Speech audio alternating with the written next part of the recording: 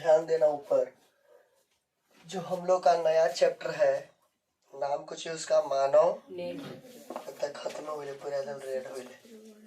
मानव नेत्र, इसके मानव नेत्र तथा रंग बिरंगा संसार इस चैप्टर का नाम है।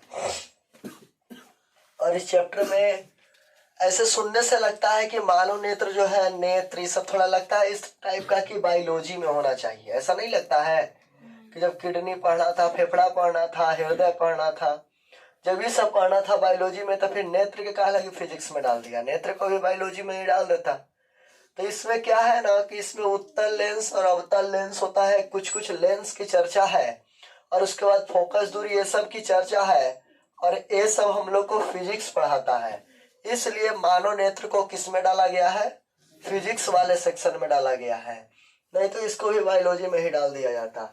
तो इसको देखना बढ़िया से मानव नेत्र के बारे में। सबसे पहले मानव नेत्र के कुछ विशेष चीजों को बता दे, बेसिक चीजों को, उसके बाद फिर मानव नेत्र के आगे चलेंगे। तो मानव नेत्र में कुछ विशेष चीजें यही है कि मनुष्य में जो दो आंख होती है, मनुष्य में कितनी आंख होती है? दो आंख जो होती है, ये बताओ किस लिए होती है? ज्यादा हो तो सबको पता, देखने के लिए, ज्यादा दूर तक देखने के लिए, या दृष्टि दूरी को बढ़ाने के लिए, दृष्टि क्षेत्र को बढ़ाने के लिए। यही क्वेश्चन है कि अगर मेरे पास एक आंख होता तो क्या मुझे ज्यादा दूर नजर पड़ता या कम दूर नजर पड़ता, और दो आंख है तो क्या मुझे ज्यादा दूर नजर पड़ता? अब क्वेश्चन यही है। अब बताओ, यदि जैसे कोई पूछे एक पेन की कीमत 5 रुपया, तो दो पेन की कीमत 10 रुपया। वैसे उलट के कोई पूछ दे एक आंख से 1 किलोमीटर लगता है, तो दो आंख से 1 किलोमीटर। हाँ, अगर एक आंख से दीवार के यहीं तक लग रहा है तो दूसर को आंखवा से यहीं तक लगेगा, एक पार हम नहीं कर पाएंगे। तो भगवान ने दो आंख इसलिए नहीं दिया है कि आप एक आंख को बेच दें या एक आंख फोड़ लें, क्योंकि दोनों तो वही कमा करता है। नहीं, इसलिए दो आंख दिया हुआ है कि आपका 180 डिग्री क्लियर रहे। इसको कहते हैं दृष्टि क्षेत्र। ये देखो, अगर दो आंख है तो ये तुम्हारा 180 डिग्री है। ये 180 डिग्री में अगर कोई एंट्री मारेगा तो बिना गर्दन घुमाए तुम उसको देख सकते हो। लेकिन अगर तुम्हारा एक ही आंख हो, एक आंख को बंद कर लो, तब तुमको नजर पड़ेगा यहां से लेकर के यहां तक, इधर नजर नहीं पड़ेगा, क्योंकि ये आंख ही है जो आगे नजर पड़ाता है। और ई वाला दृष्टि दोष, ई वाला को क्षेत्र को अगर बंद कर दोगे तो यही इतना नजर पड़ेगा, और ई बनाता है 120 डिग्री। तो ऐसा आना चाहिए सोच के कि जब 120 तो 240 होना चाहिए, लेकिन ऐसा नहीं है।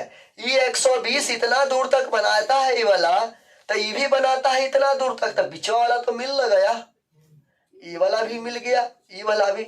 जैसे देख लो, ई आंख है दुगो, अगर ई खाली देखता है तो इधर से इधर तक देख रहा है, और ई भी देख रहा है इधर से इधर तक, तो ये पूरा 120 है, पूरा 120 है। अभी बीच में कट भी तो कर जा रहा है, जितना ई देख रहा है उतने दूरबा यू देख रहा है।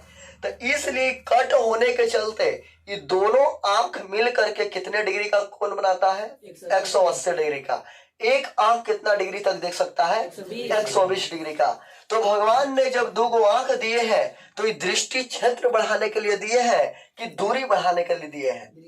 दृष्टि क्षेत्र बढ़ाने के लिए दिए हैं कि आप ज्यादा से ज्यादा दृष्टि क्षेत्र कोण बना करके आप देख सकते हैं। कुत्ता में ये वाला फंक्शन 270 डिग्री पे होता है। 270 डिग्री बोले तो दोनों आंख उसका इधर होता है, यानी दो तरफ से ऐसे क्लियर 270 डिग्री उसका क्लियर रहता है, बिना गर्दन घुमाए 270 डिग्री आराम से देख सकता है। इसीलिए सुरक्षा में सबसे ज्यादा मानव को नहीं बल्कि कुत्ते को ले जाया जाता है। देखा होगा, यदि किसी चीज को खोजना होता है या फिर कोई चीज अगर होता है जो ज्यादा रिक्सी हो तो उसमें कुत्ता को ले जाया जाता है, क्योंकि सबको पता है 270 डिग्री तक बिना गर्दन घुमाए वो देख सकता है। 270 डिग्री तक कहीं भी कोई एंट्री मारेगा तो फटाक से देख लेगा। इसीलिए कुत्ता को सुरक्षा में ज्यादा ले जाया जाता है। बोलो, यहां तक क्लियर? और ये आंख के बारे में बता दें कि तुम्हारे जो फोन का कैमरा होता है, यहाँ की कीमत इतना से ही लगा सकते हो। तुम्हारे फोन का जो कैमरा होता है 10 मेगापिक्सल, 15 मेगापिक्सल या 50 मेगापिक्सल जितना भी है, 50 MP 60 MP लिखा रहता है ना कैमरा पे, तो जितना भी मेगापिक्सल का तुम्हारे पास फोन है उसका कीमत 10,000 से लेकर के 15,000 तक होती है। और भगवान ने तुम लोगों को 2 को कैमरा दिया है 576 मेगापिक्सल का। एक आंख का मेगापिक्सल होता है कितना, 576 मेगापिक्सल। ऐसा ऐसा 2 को दिए हैं, यानी अगर इसको ऐड किया जाए तो कितना हो जाएगा, 2 5 1152 मेगापिक्सल का कैमरा तुम्हारे पास है। 1152 मेगापिक्सल का, इससे अंदाजा लगा सकते हो कि कितना लाखों का ही कैमरा है। और इस तरह का कैमरा फिर कभी बनेगा ही नहीं, सिंपल चीज। और बता दे जितना भी रेडमी वाला, एमआई वाला, रियलमी वाला, वीवो वाला, ये सब जितना फ्रॉड फैलेले है, वो सब जो लिखता है 108 मेगापिक्सल, 50 मेगापिक्सल, ये सब गलत बात है। उस सब का कैमरा होता है 3 मेगापिक्सल, 4 मेगापिक्सल। वो फ्रॉड ऐसे फेक लिख ले रहता है 150 मेगापिक्सल, 108 मेगापिक्सल रहता है ना, 108 + 2 + 2, तो सब गलत है। 108 मेगापिक्सल का कैमरा ही नहीं है उसके पास। आईफोन जो है वो जबरदस्त लिखता है, एकदम रियल लिखता है। आईफोन 1.5 लाख का फोन है, वो सीधे लिखता है 12 मेगापिक्सल। अब सुन के हैरानी होता है कि 10,000 वाला फोन में 108 मेगापिक्सल और 1.5 लाख वाला फोन में 12 मेगापिक्सल। थोड़ा गजब नहीं लगता है सुन के? क्योंकि ई जो है ये गूगल की अमेरिकन कंपनी है और ई जो है चाइनीज कंपनी है, तो चाइनीज ब्रांड नहीं है। ये फ्रॉड फैले देखो, 108 मेगापिक्सल तो 50 मेगापिक्सल, ये सब गलत चीजें हैं। इस तरह का कैमरा नहीं होता है सब। इस सब का कैमरा मुश्किल से 4 या 5 मेगापिक्सल का होता होगा। और ये जो रियल वाला है, सोच के देखो ना, आईफोन का कैमरा से भी जबरदस्त किसी का कैमरा है, किसी फोन का, और उसका कैमरा 12 मेगापिक्सल का रहता है। ये सबके 108 है, सोचने वाली चीज है। यानी कि 12 मेगापिक्सल की रेट जब 1.5 लाख से ऊपर है, 12 मेगापिक्सल 1.5 लाख रुपया, 576 मेगापिक्सल कितना लाख, जोड़ के देख सकते हो। उसके बाद और अलग अलग चीजों को देखा जाए तो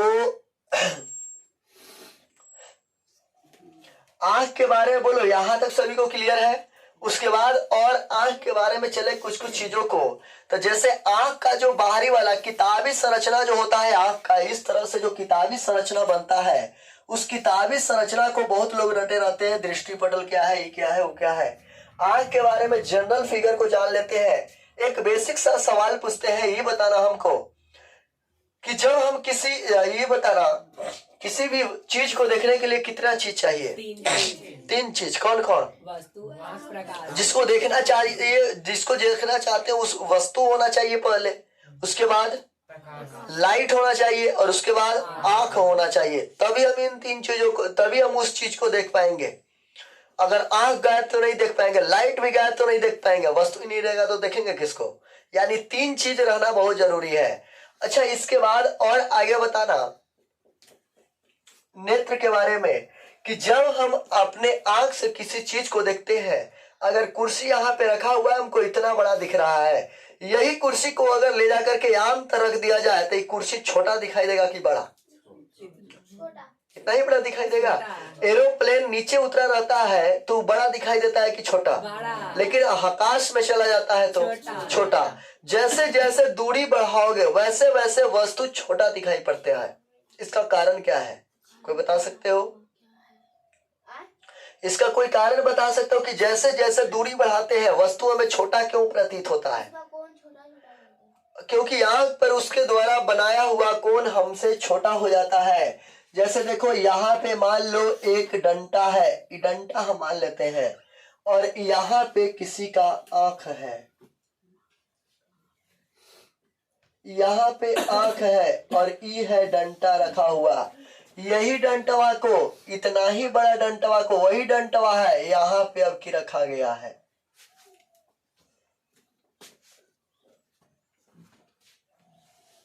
आज भिंगाया नहीं था इसको कोई। वही डंटा है यहाँ पे रख देते हैं, वही डंटा यहाँ पे रख देते हैं। दूरी बढ़ाते गए हैं, देखना कैसे छोटा दिखाई देगा। जब यहाँ पे था तो इसके द्वारा बनाया हुआ कोण देख लो थोड़ा बड़ा है, यहाँ के द्वारा बनाया हुआ थोड़ा कोण देख लो कुछ छोटा हो गया, यहाँ से बनाया हुआ कोण और ही छोटा होगा और यहाँ से तो एकदम ही छोटा हो जाएगा। तो जैसे जैसे वस्तु की दूरी बढ़ाते हैं उसके द्वारा आंख पर बनाया हुआ कोण घटते जाता है।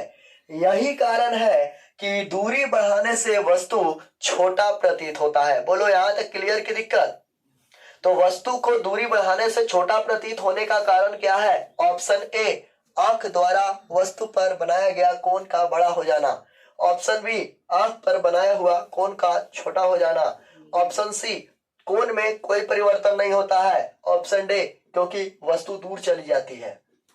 बोलो क्या हो जाएगा? बी। बी ऑप्शन क्या था? वस्तु द्वारा आंख पर बनाया हुआ जो कोण बनता है वो कैसा बनता है? छोटा बन जाता है। इसका इंक कहाँ पे है?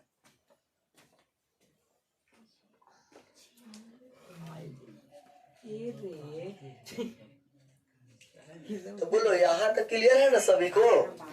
बोलो और आगे चला जाए। आगे समझना मानव नेत्र के बारे में। मानव नेत्र के बारे में कुछ कुछ चीजों को देख ले। जैसे ही किसी का मानव नेत्र है एक,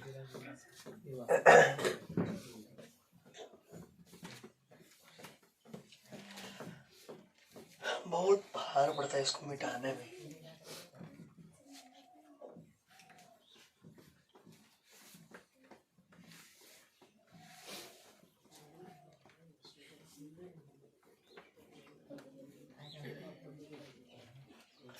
जैसे मान लो ये किसी का नेत्र है, इतना बड़ा नेत्र कोची के है नित्य।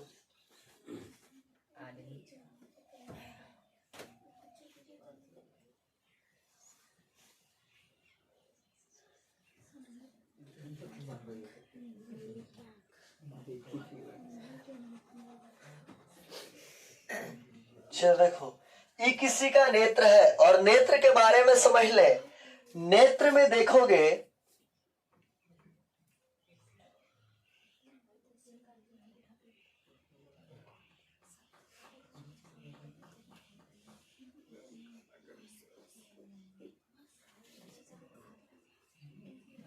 चलो देखो ऊपर बढ़िया से ध्यान दो रे। अगर नेत्र में देखोगे ध्यान से तो नेत्र में सबसे बाहरी तुमको जो दिखाई देगा व्हाइट वाला भाग दिखाई देगा। दिख रहा है? नेत्र सभी लोग अपने आंख को देखिए, बगल वाला के देख लो। व्हाइट परत पहले दिखाई देगा, दे रहा है? इस व्हाइट परत को हम लोग कहते हैं दृढ़ पटल। क्या कहते हैं? दृढ़ पटल। इसको हम लोग क्या कहते हैं? दृढ़ पटल। और दृढ़ पटल को एक और नाम है श्वेत पटल, इन्हें की आलू पटल कहते हैं। दृढ़ पटल या श्वेत पटल ये व्हाइट वाले भाग को कहते हैं। और इसका अरे सुनो एक एक चीज को सुनते चलो। और इसका जो आकार होता है वो गोलाकार होता है और नेत्र का आकार इसी पर निर्भर करता है। ऑब्जेक्टिव बन गया। नेत्र का आकार निर्भर करता है किस पर? ऊपर सुनो, सुनने से याद रहेगा। नेत्र का आकार किस पर निर्भर करता है? श्वेत पटल पर या फिर दृढ़ पटल पर, क्योंकि इसका आकार जो होता है वो लगभग गोलाकार होता है और इसी के आकार पर दृढ़ पटल या श्वेत पटल के आकार पर ही आंख का आकार निर्भर करता है। बोलो क्लियर की दिक्कत? क्या बोलो? बोलो यहाँ तक क्लियर की दिक्कत? उसके बाद अगर बीच में आओगे तो बीच वाला भाग काला दिखाई पड़ रहा है सभी को। अभी काला देखोगे तो सुनो, अगर ये काला देखोगे देख लो ऊपर, काला देखोगे तो काला के बीच में भी एक और एकदम डीप काला होगा। ध्यान से देखना। तो काला के बीच में भी एकदम डीप काला होता है। सुनो तो जो बाहर वाला अरे जो एकदम डीप में अंदर वाला भाग काला है, ऊपर ध्यान दो। जो एकदम अंदर में डीप वाला एकदम काला है, एकदम बिचवा में दिख रहा है ना डीप वाला काला, उसको हम लोग कहते हैं पुतली। क्या कहते हैं? पुतली। और इस पुतली का काम क्या होता है? तो पुतली सुनो, तो इस पुतली का जनरली काम होता है प्रकाश को नियंत्रित करना। प्रकाश का नियंत्रण का मतलब क्या होता है? तो कम प्रकाश में फैलता है। क्यों उल्टी बोल रहे हैं? कम प्रकाश में फैलता है। नहीं, ज्यादा प्रकाश में सिकुड़ता है।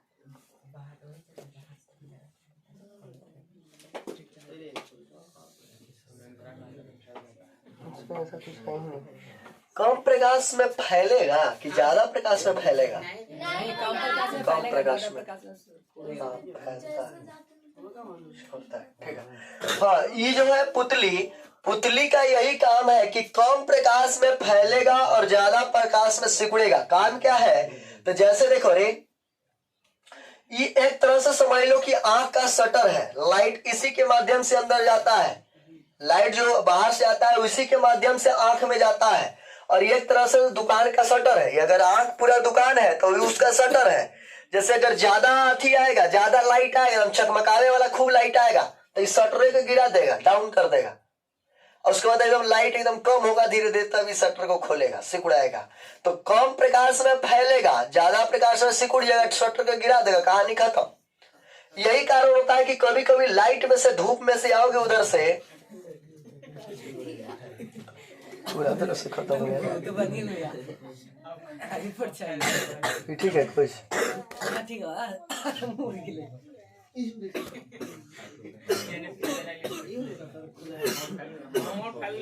ठीक दिख रहा है रे? सुनो, यही होता है कि अगर कभी कभी देखा होगा कि यदि लाइट में से एक बैक आओगे, बाहर से एकदम पूरा एकदम धूप कर ले है, वहां से आओगे एक बैक रूम में तो तुमको कुछ दिखाई उखाई नहीं देता है। क्योंकि जब धूप में होते हो तो पुतली को पता है कि बहुत ज्यादा लाइट आ रहा है, शटर को गिरा के रखता है। और जैसे ही अंधेरा कमरा में आओगे या फिर रूम में आओगे, तुमको कुछ दिखाई नहीं पड़ेगा क्योंकि शटर जो है वो गिरा हुआ है। तो वस्तु से टकराकर प्रकाश आंख में प्रवेश ही नहीं कर रहा है, तो शटर तो गिरा हुआ है। इसलिए यहाँ पे क्या होता है कि लाइट अंदर नहीं जाता है, तुम नहीं देख पाते हो।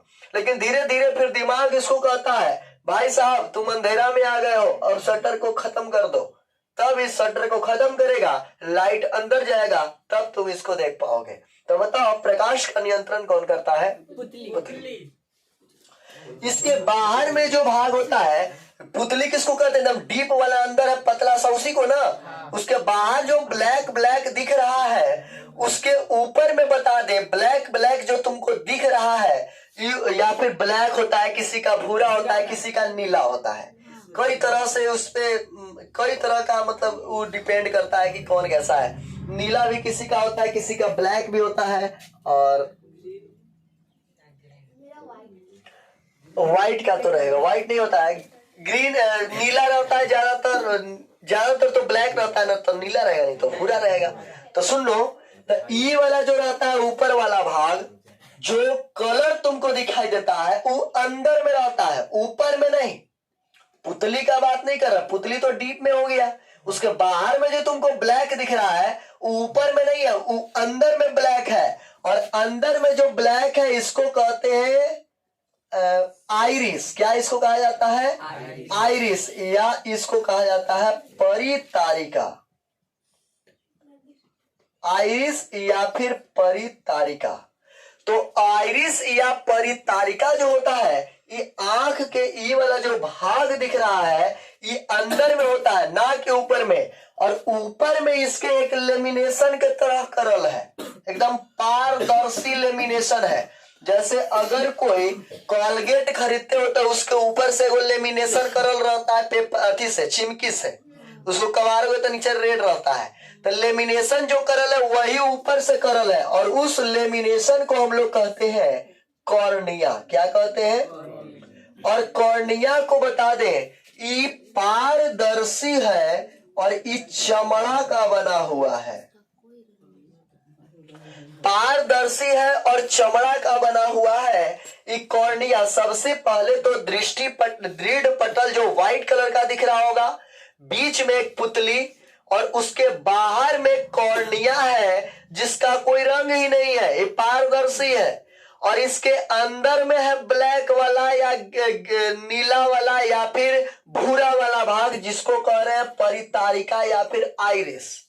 तो ये अंदर में है और यही रंगीन भाग होता है। अगर कोई से पूछो, अगर किसी का आइरिस वाला भाग नीला हो तो हमने यही कहते हैं, ये देखी ना ओकर अखिया नीला है, ये देखी ना ओकर अखिया भूरा है, ऐसे कहते हैं ना।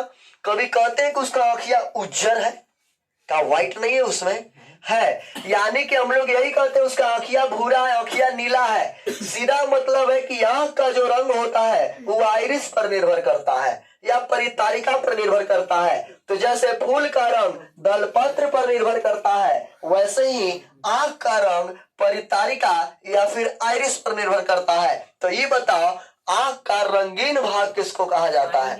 आइरिस का या फिर परितारिका को? बोलो, यहाँ तक क्लियर है सभी को? और आइरिस या परितारिका के ऊपर में एक लेमिनेशन होता है पारदर्शी चमड़ा का, जिसको हम लोग क्या कहते हैं? कॉर्निया। और नेत्र दान में इसी को दान किया जाता है, कॉर्निया को। और किसी भी चीज का ट्रांसफर नहीं होता है। अगर किसी को लगता है कि हम मरने के बाद आंख की दान करें, अगर कोई चाहते हो कि मरने के बाद भी व्हाट्सएप, फेसबुक, यूट्यूब ये सब चलाते रहे, तो चला सकते हो। आंख को अपना दान कर दीजिए, तुम तो नहीं चलाओगे लेकिन तुम्हारा आंख जरूर चलाते रहेगा। तो यही होता है। और जो जिसको दोगे वो भी तुम्हारा नाम लेगा। अगर कितनों पाप कर ले रहोगे, अगर वो इतनों दिन भर में बोल दिया कि जौन हमारा आंख दिया है भगवान उसको एक बार भला करना, एक प्रमोशन तो जरूरी हो जाएगा। नरक में से स्वर्ग में पहुंचने का एक रास्ता क्लियर रहेगा ना, क्लियर रहेगा। एक प्रमोशन डेली होता रहेगा, क्योंकि वो डेली तुमको कुछ ना कुछ देते रहेगा। तो सुनो, तो ये नहीं है कि अगर मरोगे तो आंख का अगर अथी होगा, नेत्र दान तुम्हारा किया जाएगा, तो नेत्र दान में ये मत समझो कि पूरा अक्षिया के गड्ढा करके निकाल लेगा, ऐसा नहीं है। वो सिर्फ केवल कॉर्निया को निकालेगा। अब तुमको लगता है कि नेत्र दान कर देंगे तो अखिया के गोटे पे निकाल के लेके चलेंगे, तो आंख का गोटा नहीं निकलता है, वो केवल इसका कॉर्निया वाला भाग को निकालेगा तुम्हारे अंदर से। क्योंकि नेत्र दान में कोई भी चीज का ट्रांसफर में आंख में केवल इसका ही ट्रांसफर होता है, कॉर्निया का ही। क्योंकि ई वाला ही खराब हो जाता है, लेमिनेशन में खराब हो जाता है, इसलिए लेमिनेशन को ही कवार करके फिट कर दिया जाता है। तो याद रखना, नेत्र दान में किसका दान कर दिया जाता है? कॉर्निया का। कॉर्निया क्या होता है? तो एक पारदर्शी चमड़ा होता है जो आइरिस या परितारिका के ऊपर में होता है। तो ये बताओ कि मानव नेत्र का रंगहीन भाग कौन है? बोलो। कॉर्निया। रंगीन और रंगहीन में बहुत अंदर है। रंगीन का मतलब होता है रंग वाला, तो रंगीन कौन हो जाएगा? आइरिस, क्योंकि रंग वाला है। और रंगहीन का मतलब है कि उसमें कोई रंग ही नहीं है, तो वो हो गया तुम्हारा कॉर्निया। तो मानव नेत्र का रंगीन भाग पूछे या रंगहीन भाग पूछे, बोलो क्लियर होगा कि दिक्कत? क्लियर रहेगा। मानव नेत्र में किसका दान करते हैं? आज साइंटिस्ट हर कुछ बना लिए हैं, लेकिन पारदर्शी चमड़ा अभी तक नहीं बना है। अगर पारदर्शी चमड़ा बन जाए तो कॉर्निया को फिट कर दिया जाए, क्योंकि पारदर्शी चमड़ा का ही कॉर्निया रहता है। सोचो ना, तुम्हारे हाथ में जो चमड़ा है पारदर्शी है, ब्लड अंदर का दिख रहा है तुमको, तो पारदर्शी चमड़ा बनाना है। और पारदर्शी चमड़ा अभी तक नहीं बना है। क्या इसमें लाइट बारते हैं तो दिखता है। लाइट बारते हैं तो दिखता है? कैसे कैसे ब्लड आ जाए थे तो बोलो, यहाँ तक क्लियर की दिक्कत सभी को क्लियर है ना? अब आगे चलते हैं अपनी मेन फिगर पे। हम लोग का जो आंख का है ऊपरी भाग, ऊपर से अपनी आंख में इतना ही चीज को देख सकते हैं, दृष्टि पटल को, पुतली को, और किसको देख सकते हैं? आइरिस को, और उसके बाद कॉर्निया को। इसके अलावा हम आंख में ऊपर से अब कुछ नहीं देख सकते हैं। अब आंख के अंदर वाला भाग है, तो आंख के अंदर वाले भाग में बढ़िया से समझना।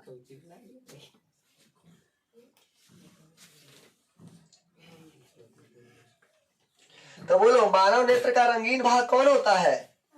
आइरिस। मानव नेत्र का आकार किस पर निर्भर करता है? श्वेत पटल। श्वेत पटल या फिर रीढ़ पटल। रीढ़ पटल। इसको इंग्लिश में स्क्लेरेटिक कहते हैं।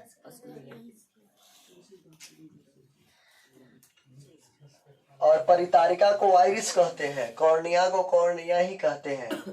पुतली को क्या कहते हैं रे? पंपिल। पंपिल ना? हाँ, इंग्लिश में पूछ रहे हैं। पुतली को पंपिल कहते हैं। अब देखो, हम मानव नेत्र का मेन फिगर पे चलते हैं।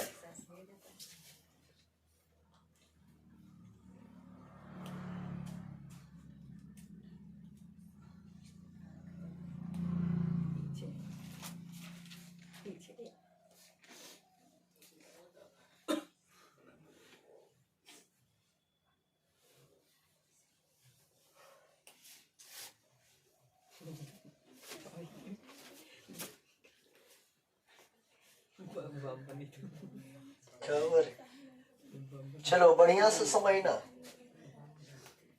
ठीक है।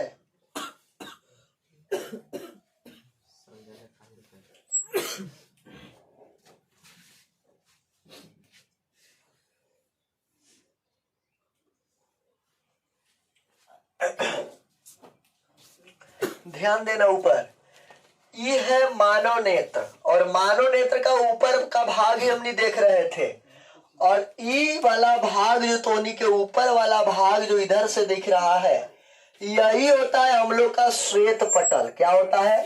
श्वेत पटल। जो व्हाइट वाला भाग दिख रहा है यही है श्वेत पटल। एक आंख का जनरली इधर फिगर बना देते हैं, इसी तरह से था ना आंख।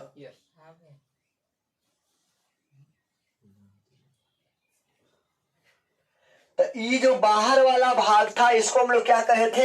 श्वेत पटल। ये पूरे गोलाकार होता है अंदर तक, इसीलिए बोले थे कि श्वेत पटल का जो आकार है वो गोलाकार लगभग होता है, और इसी के आकार पर आंख का आकार निर्भर करता है। बोलो यहां तक क्लियर है कि दिक्कत? क्लियर। उसके बाद आगे देखना, ये जो बाहर का टोनी के भाग दिख रहा है यही होता है कॉर्निया। क्या होता है? कॉर्निया यही होता है, और कॉर्निया के अंदर में होता है आइरिस। क्या होता है? आइरिस। तो ई टोनी का कॉर्निया दिख गया होगा, और यहाँ पर एक भाग होता है जिसको हम लोग कहते हैं पुतली। क्या कहते हैं? जिसमें बता दिए हैं बीच वाले भाग हम लोग का क्या है? पुतली है ना। और उसके जो इधर वाला भाग है कॉर्निया। कॉर्निया के अंदर में क्या होता है? कॉर्निया के अंदर में पुतली है, कॉर्निया के अंदर में, कॉर्निया के अंदर में आइरिस। तो यहाँ पे जो भाग होगा तुम्हारा रंगीन भाग, ये अंदर में, इसको हम लोग क्या कहते हैं फिर? आइरिस। बोलो यहाँ तक क्लियर की दिक्कत? क्लियर है ना। ई वाला जो होता है भाग, ई होता है हमारा उत्तल लेंस। क्या होता है? तो क्वेश्चन पूछता है मानव नेत्र में कौन सी लेंस लगी होती है? उत्तल लेंस। मानव नेत्र में कौन सी लेंस लगी? मानव नेत्र में कौन सा लेंस होता है?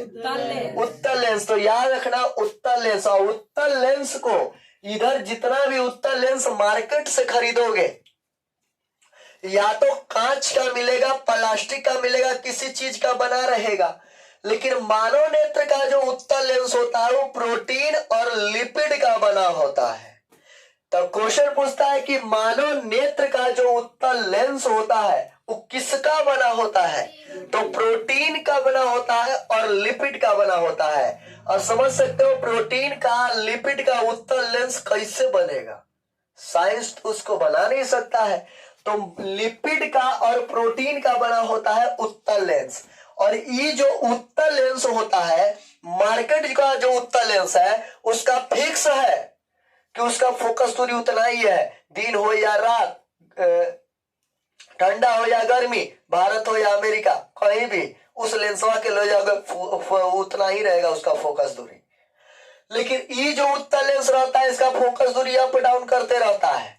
देखेगा नजदीक की वस्तु देखना है, फोकस दूरी घट जाएगा, दूर की वस्तु को देखना है, फोकस दूरी बढ़ जाएगा। ये अपने आप वाला सिस्टम है। ऐसा सिस्टम फोन में है क्या? दूर के वस्तु को देखना है, फोकस दूरी बढ़ जाए एकदम। जैसे भीरी वाला वस्तु पर साफ नजर पड़ता है वैसे दूर वाला को साफ नजर पड़ा दे। कैमरा में इतनी ताकत है? फट जाता है जूम करने पे। कहाँ उतना ताकत होता है? नहीं होता है। और आंख में कभी देखे हो कि जूम कर से फट गया? ऐसा कभी होता है? नहीं। क्योंकि मानव नेत्र का जो उत्तल लेंस होता है उसकी फोकस दूरी अप डाउन करते रहती है। और मानव नेत्र की जो फोकस दूरी होती है वो बता दे 25 सेंटीमीटर से लेकर के अनंत तक होती है। यानी कि 25 सेंटीमीटर से कम फोकस दूरी उसका नहीं हो सकता है। 25 सेंटीमीटर लगभग इतना हो जाता है।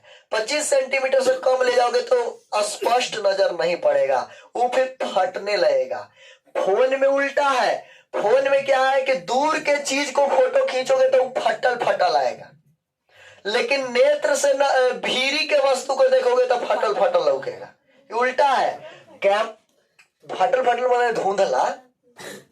तो कैमरा और नेत्र ये दोनों अलग अलग चीज है, दोनों एकदम भयानक चीज है। देख सकते हो कैमरा में क्या है कि दूर के वस्तु के फोटो खींचोगे तो थोड़ा धुंधला दिखेगा, फटा हुआ नजर आएगा, लेकिन अगर मानव नेत्र से कितनों दूर देखो, कभी फटल नजर नहीं पड़ेगा, कभी तारा धुंधला दिखाई पड़ा है, कभी सूर्य धुंधला दिखाई पड़ता है और कुर्सियां साफ दिखाई, ऐसा कभी नहीं होता है। जितना वहां है उतना ही क्षमता यहाँ भी देखने की है। लेकिन यही इधर से नजदीक लेके आओ, कॉपी लो और कॉपी लेके इससे नजदीक लो, एकदम धुंधला, नजरे नहीं पड़ेगा। कोई अगर तुम्हारा दोस्त है उसको बोलो कि अगर 3 पन्ना तुमको पढ़ना है, आंख में सटा के ऐसे पढ़ लिया 3 पन्ना, तोरा 2 गो रसगुल्ला खिलाएंगे। अगर वो 2 रसगुल्ला के भूखल है तो पढ़ लेगा। अब 2 रसगुल्ला के चलते अगर वो कॉपी को 3 पन्ना पढ़ लिया तो तोड़ तो 2 गो रसगुल्ले जाएगा, अगर 576 मेगापिक्सल का हो जाएगा।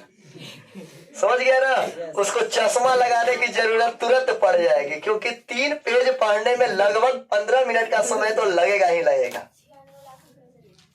96 लाख जोड़ ली तू रे, वाह। यानी कि समझ लो कि 15 मिनट तो समय लगेगा ना 3 पेज पढ़ने में, 1 पेज में तो 5 मिनट लगा ही देगा। कितनो तेज रहेगा पढ़े में, चाहे 3 मिनट 10 मिनट अगर लगा देता है 3 पन्ना पढ़े में, तो 10 मिनट में ही उसका ये जो लेंस की जो फोकस दूरी है वो कमजोर हो जाएगी। और ये उत्तल लेंस को जो पकड़ के रखने का काम करता है, अंगुली नुमा संरचना, इसको हम लोग कहते हैं सिलियरी मांसपेशिया। क्या कहते हैं? सिलियरी मांसपेशिया। और इसी के कारण उत्तल लेंस अप डाउन करता है। अप डाउन का मतलब है दूर के वस्तु को देखना है, उत्तल लेंस में फैल जाएगा एकदम, नजदीक के वस्तु को दबा लेगा एकदम। तो उत्तल लेंस फैलने और दबाने ये जो होता है इसको नियंत्रित करता है सिलियरी मांसपेशिया। सिलियरी मांसपेशिया जो होता है यही उत्तल लेंस को पकड़ के रखने का काम करता है। तो यहां से याद रखना कि मानव नेत्र की समंजन क्षमता को कौन नियंत्रित करता है? तो सिलियरी मांसपेशिया। समंजन क्षमता इसी को हम लोग करते हैं। नेत्र के फोकस दूरी को आगे से पीछे, पीछे से आगे करने की जो विधि है इसी को कहते हैं समंजन क्षमता। तो समंजन क्षमता क्या होता है? मानव नेत्र की जो दृष्टि होती है वो 25 सेंटीमीटर से लेकर के अनंत तक होती है और इसके बीच की किसी भी वस्तु को देख सकते हैं और 25 सेंटीमीटर से नजदीक के वस्तु को हम लोग नहीं देख सकते। ये अपने फोकस दूरी को आगे पीछे कर सकता है और इसी क्षमता को हम लोग समंजन क्षमता कहते हैं। बोलो क्लियर की दिक्कत? क्लियर है ना सभी को? तो इस श्वेत पटल ऊपर वाले भाग को, इसके आगे वाले भाग को कॉर्निया कह दिए, इसको पुतली, और ई जो है हमारा उत्तल लेंस। बोलो उत्तल लेंस को अभिसारी लेंस कहते हैं कि अपसारी लेंस कहते हैं? अभिसारी। और अभिसारी का मतलब होता है फैलाना कि मिलाना? अभी ये तो मिलाना है, अप मने फैलाना, यानी अभिसारी मने मिलाना। जैसे मान लो उधर से लाइट आ रहा है और लाइट कहां से आ रहा है? कॉर्निया के रास्ते से ना प्रवेश करेगा। कॉर्निया देखो धूल कण को भी रोकने का काम करता है। जैसे आँखिया पे क्या है, ऊपर लेमिनेशन करल है ब्लैक वाला पर, पता है ना? अरे पता है ना, पुतली के बगलवा में यहाँ पे क्या है? कॉर्निया, लेमिनेशन टाइप का पारदर्शी चमड़ा, धूल कण को रोकने का काम करता है, न तो सीधे ही लेंस पे अटैक मारता। तो बहुत सोच समझ के बना वाला है आंख को। तो ये जो होता है जैसा ही लाइट कहां से आ रहा है? तो ये कुर्सी भी से आ रहा है। उधर से लाइट आया कुर्सी पे, कुर्सी से टकरा के मेरे पास आ रहा है और मेरे पास आकर के इस सीधे लेंस में प्रवेश करता है। और हम जानते हैं कि लेंस जो होता है उत्तल लेंस, ये अभिसारी लेंस होता है। आने वाले सभी किरणों को एक जगह मिला देती है। ये आने वाली सभी किरणों को एक जगह पर मिला देगी इस तरह से। और ये जहां पर ही कट करेगा, सभी एक जगह पे जहां पे कट करेगा, इस वाले भाग को हम लोग रेटिना कहते हैं। क्या कहते हैं? इंग्लिश में रेटिना कहते हैं और हिंदी में दृष्टि पटल कहते हैं। बड़ा कंफ्यूज नाम है, दृढ़ पटल और दृष्टि पटल। दृष्टि का मतलब याद रखना, कोई चीज को देखना। दृष्टि माने देखना, तो दृष्टि पटल माने देखने वाला रेटिना। दृढ़ पटल उजला वाले भाग को कहते हैं दृढ़ पटल, इसको हम लोग कहते हैं दृष्टि पटल। बढ़िया से इस चैप्टर को समझना, मानव नेत्र का, यहाँ से ऑब्जेक्टिव क्वेश्चन ढेर सारा आता है। तो रेटिना या फिर इसको जहां पे मानव नेत्र का प्रतिबिंब बनता है किसी वस्तु का, ये देखो कुर्सी का प्रतिबिंब कहाँ पर बन रहा है? दृष्टि पटल या रेटिना पर। तो मानव नेत्र में किसी वस्तु का प्रतिबिंब कहाँ पर बनता है? रेटिना या फिर दृष्टि पटल। गलती से मान लो ये लाइनवा ने टकरा गया तो तुमको वस्तु धुंधला दिखाई पड़ेगा, सही नजर नहीं पड़ेगा, तब तुमको चश्मा की जरूरत होगी। अगर ई वाला जो है ये रेटिना पर ना बन करके एने बन रहा है, पीछे बन रहा है, उसमें भी चश्मा की आवश्यकता होगी। बताएंगे कौन सा, इसमें दोष जब पढ़ाएंगे तो। अभी केवल फिगर समझ लेते हैं, दोष के बारे में चर्चा करेंगे। तो ये बताओ मानव नेत्र का जो किसी भी वस्तु का जो प्रतिबिंब है मानव नेत्र में कहाँ बनना चाहिए? रेटिना पे।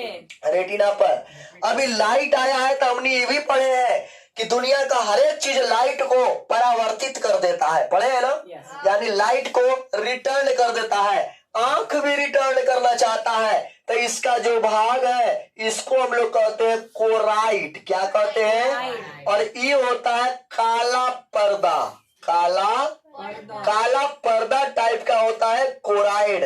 और ये कोराइड कहता है कौन है लाइटवा होने चल जाए थी, ये लाइट को अवशोषित कर लेता है, यानी कि प्रकाश को परावर्तन होने से रोकता है। तो मानव नेत्र का कौन सा भाग प्रकाश को परावर्तित होने से रोकता है? बोलो। कोराइड। और कोराइड जो होता है वो ब्लैक रंग का पर्दा होता है। बोलो यहाँ तक क्लियर की दिक्कत? क्लियर ना सभी को?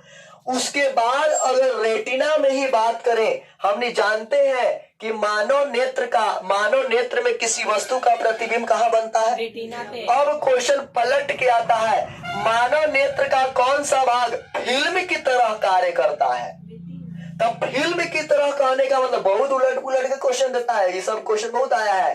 फिल्म की तरह कहने का मतलब है, फिल्म हमने देखते हैं पर्दा पे, टीवी पे, तो फिगर दिखाई पड़ता है ना। फिल्म का मतलब है होता है फिगर दिखना। तो बताओ मानव नेत्र में फिगर कहाँ पे दिख रहा है? तो मानव नेत्र का कौन सा भाग फिल्म की तरह कार्य करता है? मानव नेत्र का कौन सा भाग कैमरे की तरह कार्य करता है? कोई नाम है इसका, तो कैमरा की तरह भी यही काम करता है। मानव नेत्र का कौन सा भाग काला पर्दा होता है? कोराइड। तो बहुत यहाँ से उथल पुथल करके ऑब्जेक्टिव डाल देता है। तो फिल्म की तरह कौन कार्य करेगा? कैमरे की तरह। मानव नेत्र में कौन सा लेंस है? उत्तल लेंस। और कोराइड का काम क्या है? प्रकाश के परावर्तन होने से रोकना कि कर देना? रोकना। कर देना तो फिर गड़बड़ाइए जाएगा कम में, तो फिर देख ही नहीं पाएंगे। बोलो यार क्लियर की दिक्कत? उसके बाद बता दे कि रेटिना में ये जो हमने कहा फिल्म की तरह जो कार्य करता। अच्छा ये बता तो ये जो रेटिना होता है कैसन होता होगा? थोड़ा सोचो, दिमाग लगा। ये रेटिना जो कैसा होता होगा? जैसे ये तो कोराइड तो ब्लैक है ना, ब्लैक। ये कैसा होता होगा जिसपे प्रतिबिंब बन जाता है? तो बता दें कि इसका जो रंग होता है ये व्हाइट रंग का होता है। व्हाइट रंग पर किसी भी कलर को उगाओगे आराम से उग जाता है, ना उग जाता है? तो ये जो होता है व्हाइट रंग का पर्दा। अरे यही सोचो ना, जब हमने टीवी देखते हैं पर्दा वाला, तब पर्दावा कैसा लगाया जाता है? उजले ना। पर्दा वाला टीवी कोई देखे हो? उजला रंग का ही रहता है। तो ये पर्दा वाला टीवी कहता काम करता है रेटिना। और रेटिना में सुनो, रेटिना में इतनी ताकत है कि 84,000 रंगों की पहचान कर सकता है। मोस्ट इंपॉर्टेंट, रेटिना हमारा जो मानव नेत्र है वो कितने रंगों को पहचानता है? 84,000। और इसमें काला रंग को छोड़ा के, काला कोई रंग नहीं होता है। 84,000 अन्य कलर हम बोल रहे हैं, लाल, पीला, हरा, बैगनी, गुलाबी, जितना भी है सब 84,000। ब्लैक नहीं, ब्लैक कोई कलर ही नहीं होता है। 84,000। और ये नहीं बोल रहे कि दुनिया में 84,000 कलर है। दुनिया में पता नहीं कितना कलर होता होगा, करोड़ों कलर होगा जिसके बारे में हमको पता नहीं है। हमारा आंख केवल 84,000 कलर ही पहचान सकता है। और 84,000 कलर के बाद यदि कोई दूसरा कलर आ रहा है, वो 84,000 से बाहर वाला कोई कलर है, तो वो कलर को हमारी आंख नहीं देख पाएगा, वो कलर में हमको ब्लैक दिखेगा। तो अगर ये तुमको ब्लैक दिख रहा है तो ये ब्लैक नहीं है, ये कोई दूसरा कलर होगा जो हमको आंख को पहचानने की शक्ति ही नहीं है। इसीलिए हमको कैसा प्रतीत होता है? ये बता, ये कैसा प्रतीत हो रहा है? रॉड तोहनी के, लेकिन ये काला नहीं है, ये कोई ऐसा कलर है जिसको आंख पहचान ही नहीं सकता है, इसलिए आंख पर प्रतिबिंब इसका कैसा बन रहा है, काला बन रहा है। हमको तो कलर मिला के काला ही बनाएंगे तो पता नहीं चलेगा। क्या काला कोई रंग ही नहीं है, सीधा कहानी। भैया कोई रंग मिलाकर काला बना देंगे। हाँ, कोई रंग मिलाने पे बन रहा है काला, समझ जाओ वो रंग तुमको दिखाई नहीं पड़ रहा है, वो कोई अलग टाइप का रंग बन गया है तुम्हारे नेत्र के पहचानने से अलग टाइप का, क्योंकि तुम्हारा जो नेत्र है वो केवल 84,000 कलर ही पहचान सकता है। जबकि जंतुओं में गाय, घोड़ा, भैंस, सांड, बैल, ये सब जितना होता है इस सब में केवल एक कलर पहचानने की शक्ति होती है, और वो होती है ग्रीन कलर। हाँ सुनो रे, जितने भी बैल, भैंस, गाय ये सब होता है उस सब में केवल एक कलर पहचानने की शक्ति होती है, ग्रीन कलर। अब ढेर लोग ही बोलता है कि सांड के सामने लाल कुर्ता, लाल शर्ट ऐसे से फैलाने पर वो मारता है, नहीं, लाल फैलाने पे नहीं मारता है, ऐसा कुछ भी नहीं है उसके अंदर। लाल कलर को तो पहचानने की शक्ति नहीं है उसके अंदर, तो लाल कहां से देख लेगा? वो ये देख करके मारता है, जब इसी कपड़वा हिलाते हो ना तो उसको लगता है कुछ है, ये देख करके वो मारता है। कोई भी कलर का कपड़ा ऐसे हिलाओगे ना तो वो मारेगा ही मारेगा। अब बिहार में ज्यादातर लोग लाल गमछा ही लेकर के चलते हैं या लाल रंग, अगर ज्यादातर लोगों को देखोगे तो लाल गमछा ही रहता है, इसीलिए जब गमछावा हिलता है तो सांड मारता है तो उनको लगता है कि ललका के चलते मारा है, लाल के चलते नहीं मारा है, ऐसा कुछ भी नहीं है। उसको केवल एक ही शक्ति है ग्रीन कलर पहचानने की, और कोई शक्ति है ही नहीं उसके अंदर। मानव में 84,000 कलर दिया गया है। समझ सकते हो कि भगवान ने बाकी जंतुओं और हम लोग में कितना ज्यादा अन्याय किए हैं, नहीं किए हैं? बाकी जंतु के लिए एक कलर और मानव में 84,000 कलर। अच्छा सोचो, अगर मानव में भी केवल एक ही कलर हो, केवल ग्रीन, तो और कोई कलर दिखाई नहीं पड़ता। तो भगवान ने मानव के साथ बहुत अच्छा किया है और बाकी जंतुओं के साथ अन्याय हुआ है। उन लोग को दुनिया घूमना है, क्या उन लोग को सब जगह में दुनिया घूमना है कि कौन सा कैसा कलर है। अरे वो भी डेवलपमेंट करता ना फिर, अगर आता था। चलो देखो, वो भी आराम से कॉलेज खोलता, लिखता ऐसे लिखता है, राजकीय मध्य विद्यालय बैल भैंस सिकरिया, तो ओकरा में एगो प्रोफेसर आता है, कहता है हाय हाय तो कुछ आता बजे हाँ का। चलो देखो ऊपर सबका खड़ा में पढ़ाई होता बैल भैंस के। चलो देखो, कहता अरे एक मौलिया लेके आओ। चलो देखो ऊपर, सुनो तो ये बताओ, प्रकाश के परावर्तन को मानव नेत्र के अंदर कौन रोकने का काम करता है? क्लियर है सभी को? और ये बता दे, रेटिना में कितने कलर पहचानने की शक्ति होती है? 84,000। और ये जो कलर पहचानने की जो शक्ति होती है उसको कहते हैं छड़ और शंकु। क्या कहते हैं? छड़ और शंकु। इसके अंदर में 84,000 रेटिना, ये ना गोल वाला, ये नहीं दिख रहा है रेटिना तुमको? तो ये जो रेटिना होता है इसके अंदर होता है छड़ और शंकु। छड़ और शंकु, छड़ को कहते हैं रड और शंकु को कहते हैं कोन। तो बोलो मानव नेत्र में कितने कोन और कितने रड होते हैं? बोलो। लपड़िया देंगे क्या? तो एगो शंकु एगो कोन है। अभी बताए क्या होता है रे? 84,000 है। एक होता है छड़, एगो शंकु ना। ये बताओ मानव नेत्र, पहले भैंस से साफ लगता है। ये बताओ, अरे ये बताओ मानव नेत्र के अंदर कितने कोण और कितने रड? 84,000। अगर क्वेश्चन आ जाए कि मानव नेत्र के किस भाग में छड़ होता है, तो ये मत कहना कि अखिया में छड़ करने से पहुंच गया। तो मानव नेत्र का जो छड़ होता है किस भाग में होता है? रेटिना में 84,000 होता है, और यही 84,000 कलर पहचानने का काम करता है। तो रड का काम होता है और कोन का काम होता है कलर को पहचानना। और सुनो, यदि किसी कारण बस कोई छड़ या कोन खराब हो जाए, जैसे मान लो लाल रंग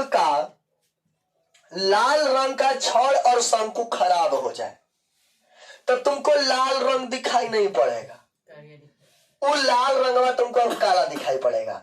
अब तुम्हारे अंदर पहचानने की शक्ति 84,000 नहीं बल्कि 83,999 है। एगो लाल रंग वाला घट गया। लाल रंग वाला यदि किसी कारण बस से वो छड़ और शंकु खराब हो चुका है, तो तुम्हारे अंदर अब पहचानने की शक्ति लाल रंग को नहीं है। पीयूष है ना सिकरिया वाला, उसको हरा पीला या फिर हरा वाला या फिर बैगनी वाला कौन वाला, तो उसको दिखाई नहीं पड़ता है। हाँ, उसका एक शंकु छड़ गायब हो गया। एक दिन पहचानवा रहे थे, बहुत इजी, सब लेकर हम दूरे से दिखाया, टोटल लेकर पहचान लिया, उसपे 84 लिखल था। टोटल लेकर पहचान लिया, लेकिन वो नहीं पहचान पाया। वो लड़का एकदम नजदीक जाकर के दिखाई, तैयो करा हमें दिखाई नहीं पड़ रहा कुछ लिखल है। तो ऊपर ग्रीन से पेंट करल था, बीचवा में अथी से पीला कलर से 84 लिखा था, उसको दिखाई नहीं पड़ा। हम बोले तुमको बाबू छड़ और शंकु एगो गायब हो गया, यानी अब तुम्हारा 84,000 नहीं बल्कि 83,999 है। और इस बीमारी का इलाज कभी भी संभव नहीं है। अब बता दें, रेटिना में अंदर है, अब आँखिया के इतना अंदर में ऑपरेशन कौन करेगा, इतना अंदर में घुस के। और इस बीमारी को कहते हैं रंगवर्धता, और रंगवर्धता को इंग्लिश में कहते हैं कलर ब्लाइंडनेस। और कलर ब्लाइंडनेस का कोई इलाज ही नहीं है। कलर ब्लाइंडनेस का कोई इलाज नहीं है। सुनो, यदि फोन में सर्च, अगर तो उन्हीं को देखना चाहते हो कि मेरा कलर ब्लाइंडनेस है कि नहीं, फोन में गूगल पे सर्च मारना कलर ब्लाइंडनेस चेकअप। अगर सर्च मारोगे कलर ब्लाइंडनेस चेकअप, बहुत सारे नंबर आ जाएगा देखने के लिए, अपना देख के पहचान लो। अगर उस नंबर को पहचान पा रहे हो, अगर उस नंबर को पहचान लिया, तो ये समझ लो कि तुम्हारा कलर ब्लाइंडनेस सही है, कलर ब्लाइंडनेस को नहीं हो है। और यदि कोई नंबर नहीं पहचान पा रहे हो, तो समझ लो तुमको कलर ब्लाइंडनेस की बीमारी हो है। और इसका इलाज कभी भी संभव नहीं है, क्योंकि पूरा रेटिना को भी चेंज करना पड़ेगा। अब पूरा रेटिना मिल ही नहीं सकता, इसके अंदर में कैसे फिट करेगा, इसलिए नहीं हो पाता है। और रेलवे में सबसे पहले कलर ब्लाइंडनेस ही चेक किया जाता है। कलर ब्लाइंडनेस वहां पे आंख का चेक किया जाता है रेलवे ड्राइवर को।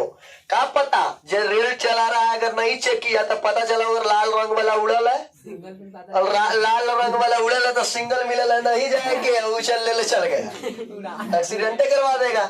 इसलिए रेलवे में कलर ब्लाइंडनेस को चेकअप किया जाता है। और रेलवे में एक बार कलर ब्लाइंडनेस में छूट गया तो अगला बार जाओगे तो मार के भगा देगा बिना चेक कर ले। क्या को जानता है कि भाई साहब कलर ब्लाइंडनेस को कोई इलाज ही नहीं है, तो पिछला बार जब तो कलर ब्लाइंडनेस था तो एक बार ठीक कैसे हो गया, ये बात तो ठीक कैसे हो गया, इसका मतलब इस बार भी तुम्हारा सिलेक्शन नहीं होगा, चलिए जाइए घर पे।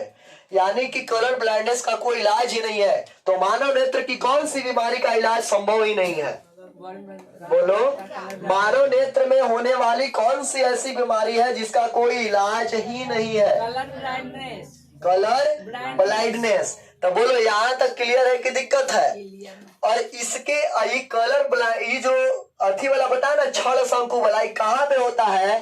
तो ये जो रेटिना तुमको दिख रहा है, रेटिना में एक बिंदु होता है, इस बिंदु को कहते हैं पीत बिंदु। क्या कहते हैं? पीत बिंदु। और ये पीत बिंदु में ही होता है छड़ और शंकु, और छड़ और शंकु में 84,000 कलर पहचानने की शक्ति होती है। अगर एक भी छड़ और शंकु गायब तो कलर गायब।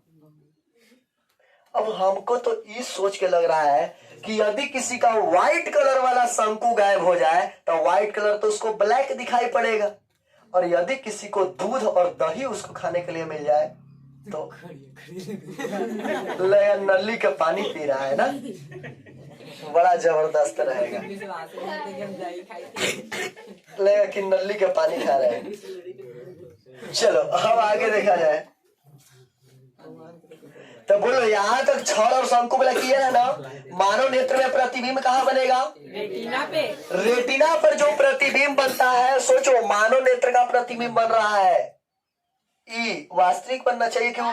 काल्पनिक। वास्तविक और उल्टा। अच्छा, अगर किसी को लगता है कि नहीं काल्पनिक बनेगा, तो बताओ, अगर हम ये फोन के देख रहे हैं तो क्या हम सपना रहे हैं कि जब फोन है? सही में देख रहे हैं ना, यानी इसका जो प्रतिबिंब है वास्तविक बन रहा है कि काल्पनिक? यानी मानव नेत्र के रेटिना पर बना प्रतिबिंब वास्तविक होता है। कैसा होता है? और हमें ये भी बताती है कि वास्तविक प्रतिबिंब उल्टा होता है कि सीधा? उल्टा। काल्पनिक वाला सीधा और वास्तविक वाला उल्टा। फोन सीधा का दिखाई देता है तो उल्टा प्रतिबिंब बन रहा है। तो यहीं पर एक और बिंदु होता है जिसे कहते हैं अंध बिंदु। कौन से बिंदु? और ये अंध बिंदु इस सूचना को पहुंचाता है माइंड तक, और माइंड कहता है सीधा देख, यानी माइंड तक अंध बिंदु पहुंचाता है। और मस्तिष्क जो है इस प्रतिबिंब को फिर सीधा दिखाता है। यानी कि मानव नेत्र पर जो बना प्रतिबिंब है वास्तविक और उल्टा बनता है, वास्तविक और उल्टा बनता है, लेकिन मस्तिष्क जो है उसे सीधा देखने के लिए प्रेरित करता है। तो ये मत क्वेश्चन है कि रेटिना पर बना प्रतिबिंब होता है, तो मत कर देना वास्तविक और सीधा, नहीं, वास्तविक कभी सीधा होगा ही नहीं, वास्तविक और उल्टा, और अंध बिंदु जो है उसको सीधा देखने के लिए प्रेरित करता है। तो ये बताओ मानव नेत्र, यहां तक ये वाला पार्ट क्लियर है कि दिक्कत? बोलो क्लियर है ना? और हमको जहां तक लगता है कि हाँ, एक और चीज को सुन लेते हैं यहाँ पे। जैसे जैसे तुम्हारा एज बढ़ते जाएगा, कोई भी सामान पुराना हो जाता है, धुंधला हो जाता है, खराब हो जाता है, तो जंग लग जाता है, तो जैसे जैसे तुम्हारा एज बढ़ते जाएगा इन लेंसवा में गर्दा पड़ते जाएगा और लेंसवा धुंधला हो जाएगा। और जब उतना लेंस धुंधला हो जाएगा तो इसी बीमारी को कहते हैं मोतियाबिंद। कौन सी बीमारी? मोतियाबिंद कोई अलग टाइप का बीमारी नहीं है, उत्तल लेंस की समंजन क्षमता का खराब हो जाना। जितना फैलना चाहिए, दूर के वस्तु को देखना चाहिए, नहीं दिखेगा, नजदीक के वस्तु को देखना चाहिए, बढ़िया से नहीं दिखेगा। ये जो लेंस में धुंधलापन आ गया है, लेंस खराब हो गया है, इसी को कहते हैं मोतियाबिंद। तब बताओ ऐसा सिचुएशन में हमको क्या करना चाहिए? लेंस को हटा के दूसरा लेंस लगा देना चाहिए। तो वही होता है, दूसरा लेंस को फिट कर दिया जाता है। गांव में ऐसे बहुते लोग होंगे, सुनना उनका नाम, कि उनको आंख में लेंस लगा है, होता है ना। तो ऐसे बहुत लोग हैं जो जिनके आंख में लेंस लगता है। तो हमारी दादी के खुद आंख में लेंस लगा है। फिर तो लगता है दादा के लगा है ना रे आंख में लेंस? दादी के, दादा के ना। तो बहुत लोग होते हैं जिनके आंख में लेंस लगता है, मोतियाबिंद की बीमारी हो जाती है, उस बीमारी को मोतियाबिंद कहते हैं। हाँ, लेंसवा प्रोटीन का बनता है? नहीं, वो लेंसवा रहता है, लेंसवा को निकाला नहीं जाता, प्रोटीन वाला के अलग टाइप का लेंसवा खाली फिट करते हुए जाता है। प्रोटीन और लिपिड के लेंस कहाँ मिलेगा? वो जो लेंस होता है वही लेंसवा को ले जाकर के यहाँ पे फिट कर दिया जाता है ऊपर से। तो क्वेश्चन ये बताओ, क्या इस जो इलाज है मोतियाबिंद का इलाज हो गया तो बिना लेंस कर ले ठीक होगा? बिना लेंस लगैले, सुनो ऊपर, बिना लेंस लगैले ठीक होगा खाली चश्मा से? नहीं। तो क्वेश्चन पूछता है मानव नेत्र का कौन सी बीमारी चश्मे से संभव नहीं है? मानव नेत्र की कौन सी ऐसी बीमारी है जिसका इलाज चश्मे से संभव नहीं है? तो मोतियाबिंद का इलाज चश्मा से संभव नहीं है, उसके लिए तुमको लेंस लगाना पड़ेगा। मोतियाबिंद बीमारी चश्मा से इलाज नहीं हो सकता है। इसलिए जब भी क्वेश्चन आए कि मानव नेत्र की कौन सी बीमारी है जिसका इलाज चश्मे से संभव नहीं है, तो सीधे बोलेंगे मोतियाबिंद। पूछ के देखते हैं, तुम बताना मानव नेत्र की कौन सी बीमारी है जिसका इलाज ही संभव नहीं है?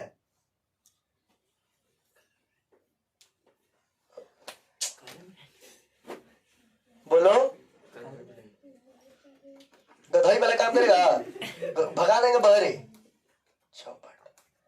ये बताओ मानव नेत्र का कौन सी बीमारी है जिसका इलाज ही संभव नहीं है? बोलो। Colour blindness. लेकिन अगर पूछे कि मानव नेत्र की कौन सी बीमारी है जिसका इलाज चश्मे से संभव नहीं है? मोतियाबिंद। तो बोलो यहाँ तक क्लियर की दिक्कत। और हमको लगता है कि मानव नेत्र का टोटल इतना ही पार्ट पढ़ना था, क्यों नहीं कुछ पढ़ना? हाँ, उसके बाद अब दोष के बारे में पढ़ना है। तो मानव नेत्र का जितना पढ़ना था, वर्णन करना था, मानव नेत्र का हम वर्णन कर चुके हैं। मानव नेत्र के ऊपर वाले भाग को दृष्टि पटल कहा जाता है। उसके बाद दृष्टि पटल के अंदर में पुतली होता है। ऐसे लिखना, मानव नेत्र के निम्नलिखित अंग होते हैं। सब अंग के पहले नाम लिख देना, किसका किसका? दृष्टि पटल लिख देना, कॉर्निया लिख देना, आइरिस लिख देना, पुतली लिख देना, लेंस लिख देना। उसके बाद सिलियरी मांसपेशिया लिख देना, रेटिना लिख देना। रेटिना के बाद उसके बाद फिर क्या होता है? कोराइड ना, कोराइड लिख देना। श्वेत पटल लिखी दिया, कोराइड लिख देना। उसके बाद फिर एक एक को वर्णन कर देना। सबसे पहले श्वेत पटल लिख के डैश देना, लिखना यह आंख का उजला वाला भाग होता है। इसी के जो लगभग गोलाकार होता है, इसी के आकार पर आंख का मैंने ये कर निर्भर करी थी श्वेत पटल पर। इसी के आकार पर नेत्र का आकार निर्भर करता है। इसका कहानी खत्म। उसके बाद कॉर्निया लिख के डैश देना, लिखना यह मानव नेत्र का रंगहीन भाग होता है जो प्रोटीन कुछ भी बना, जो पारदर्शी चमड़ा का बना होता है। नेत्र दान में इसी का दान किया जाता है। कहानी खत्म।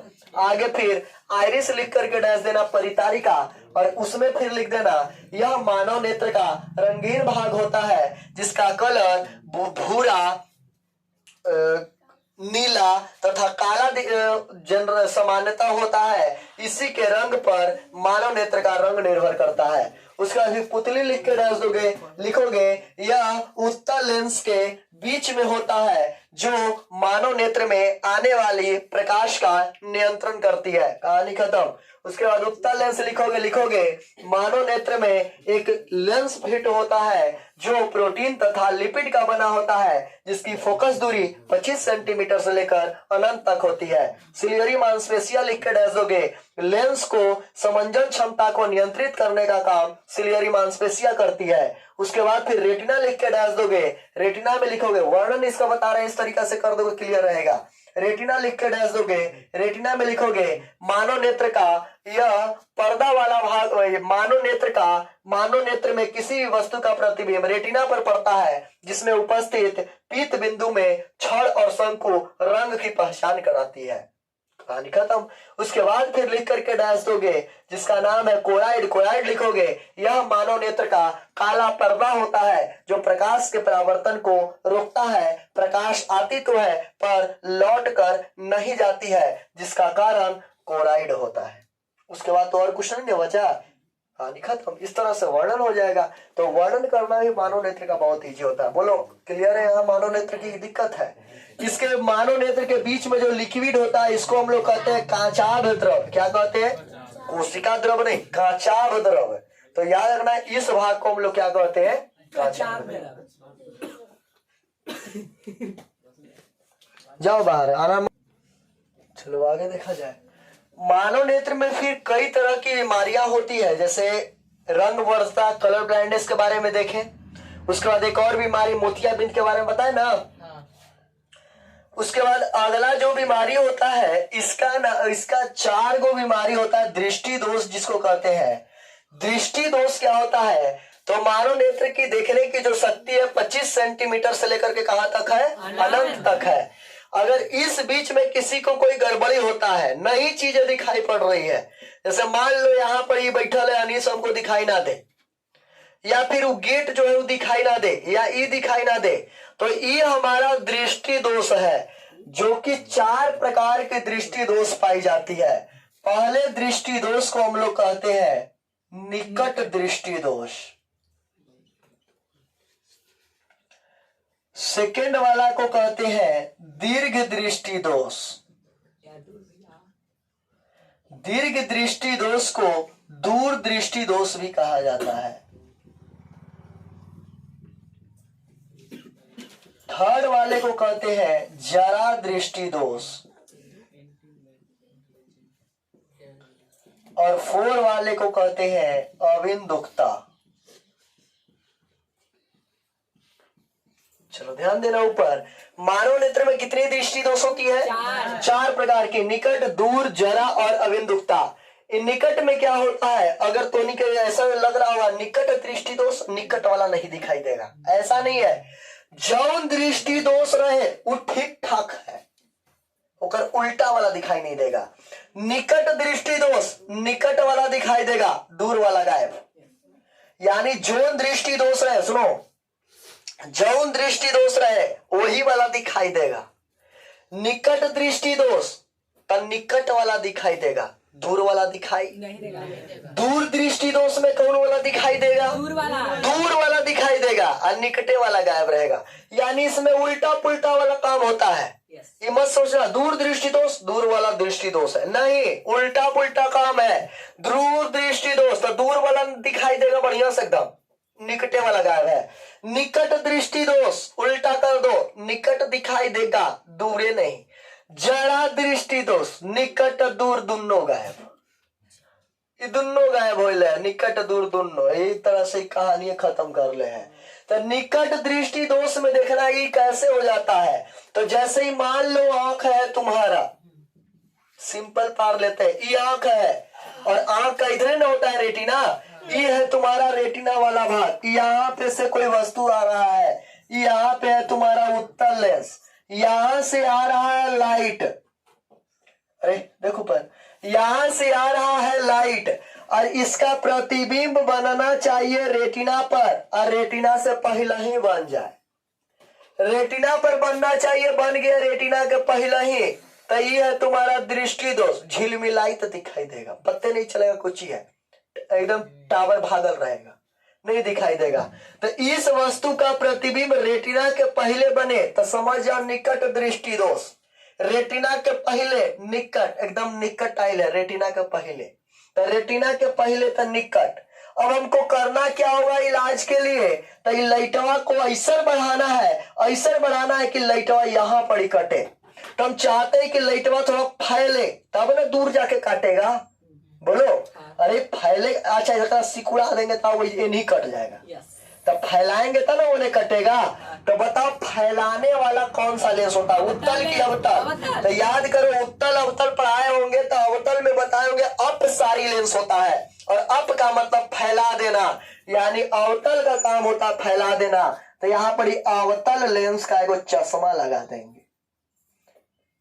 तो अवतल लेंस का जैसे ही चश्मा लगाओगे तो यहां से आने वाली जो अब लाइट है, ये लाइटवा थोड़ा सा इसे फैल जाएगा।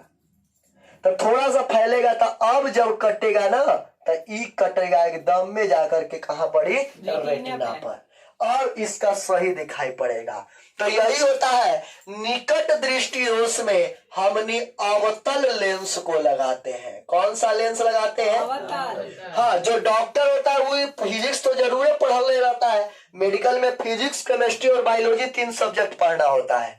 तो वो तो फिजिक्स पढ़ के जाता है, तो वो देख लेता है कि कितना दूर पहले प्रतिबिंब बनी थी, जैसे पहले बन रहा था ना, कितना दूर पहले बन रहा है।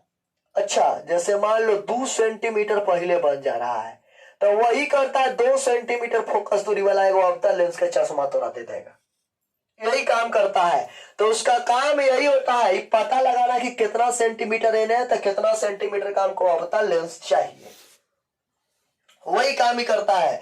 तो याद रखना निकट दृष्टि दोष में प्रतिबिंब जो है वो पहले बन जाता है कि दूर बनता है, पहले बोलो पहले। तो याद रखना निकट दृष्टि दोष में प्रतिबिंब पहले बनता है, और इसके इलाज के लिए अवतल लेंस का प्रयोग किया जाता है। दूर दृष्टि दोष में क्या होता है, तो जैसे मान लो ये आंख है, ये आंख है और ये आंख का कॉर्निया है, कॉर्निया में ये लगल है उत्तल लेंस। उत्तल लेंस ना होता है आंख में, ये है उत्तल लेंस, और यहाँ पर इससे वस्तु आ रहा है, और ई जो है, हाँ प्रकाश आ रहा। अब की जो है वो रेटिना के बाहरी जाके कोराइड दने कट रहा है। रेटिना के बाहर में कोराइड होता था ना, तो रेटिना के बाहर कोराइड दने जाके कट रहा है, देखो कोराइड दने कट रहा है जाके। अब ये सही दिखाई पड़ेगा नहीं, अरे पर्दा वाला टीवी लगा पड़ी तो प्रतिबिंब बन रहा है, कहां से दिखाई पड़ेगा?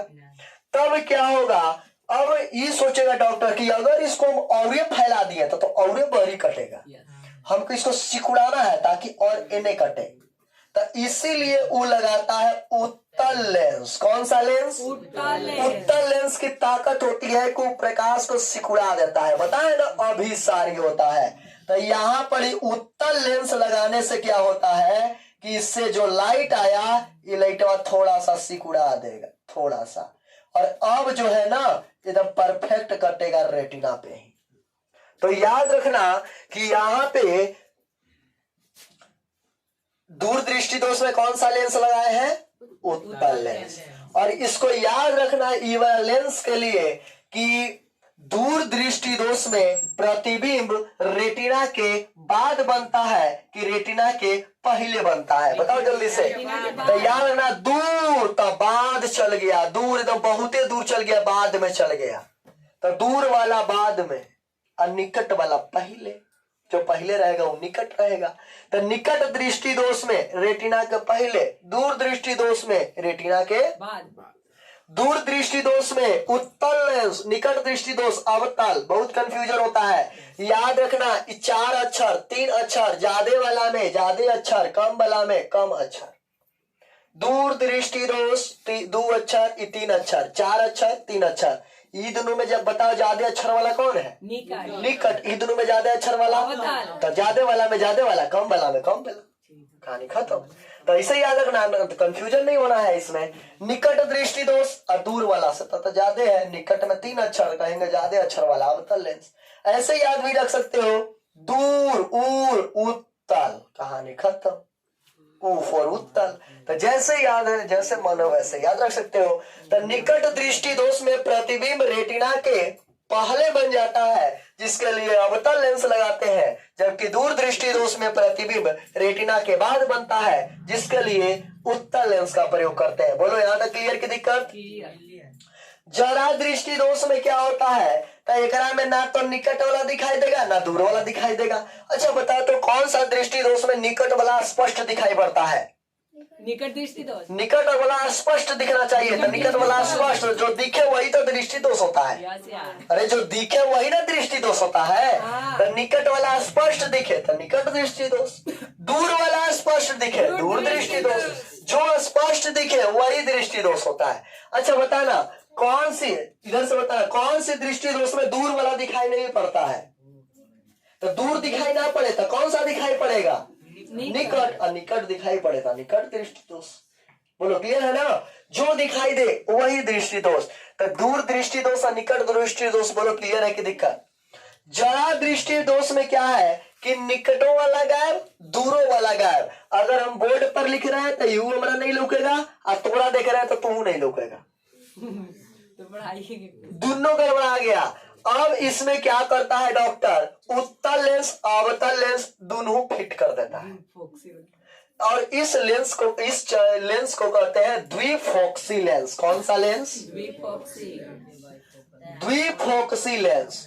इसमें प्रतिबिंब आगे भी पीछे भी बन जाता है, आगे भी बन जाता है, बनेगा ना? तो इस लेंस को कहते हैं द्विफोक्सी लेंस। इसमें क्या होता है, डॉक्टर ही सोचता है कि एगो उत्तल लेंस एगो अवतल लेंस के 2 चश्मा दे दे तो बेकार न हो जाएगा। अब सोचो जिसको जरा दृष्टि दोष है उसको डॉक्टर कहे कि देखा तो निकटों वाला गायब होगा और दूरों वाला, निकट वाला एगो अवतल लेंस के चश्मा लगा ला और दूर वाला ला एगो उत्तल लेंस के लगा ला, दोनों चश्मा वाला लगा के चलिए, तब एकदम बढ़िया लगेगा। अब बता दोनों चश्मा एक साथ लगाएगा तो अच्छा लगेगा नहीं? तो इसके लिए डॉक्टर सोचा क्यों नहीं एक ही कचवा में दोनों लेंसवा को फिट कर दे, नीचे में उत्तल और ऊपर में अवतल। तो किसी के चश्मा में देखा होगा इसे चांद नियत नीचे कटल रहता है, देखो चांद नियत कटा हुआ। तो यदि किसी के चश्मा में चांद नियत कटल है, समझ लो जरा दृष्टि दोष के शिकार हुई है।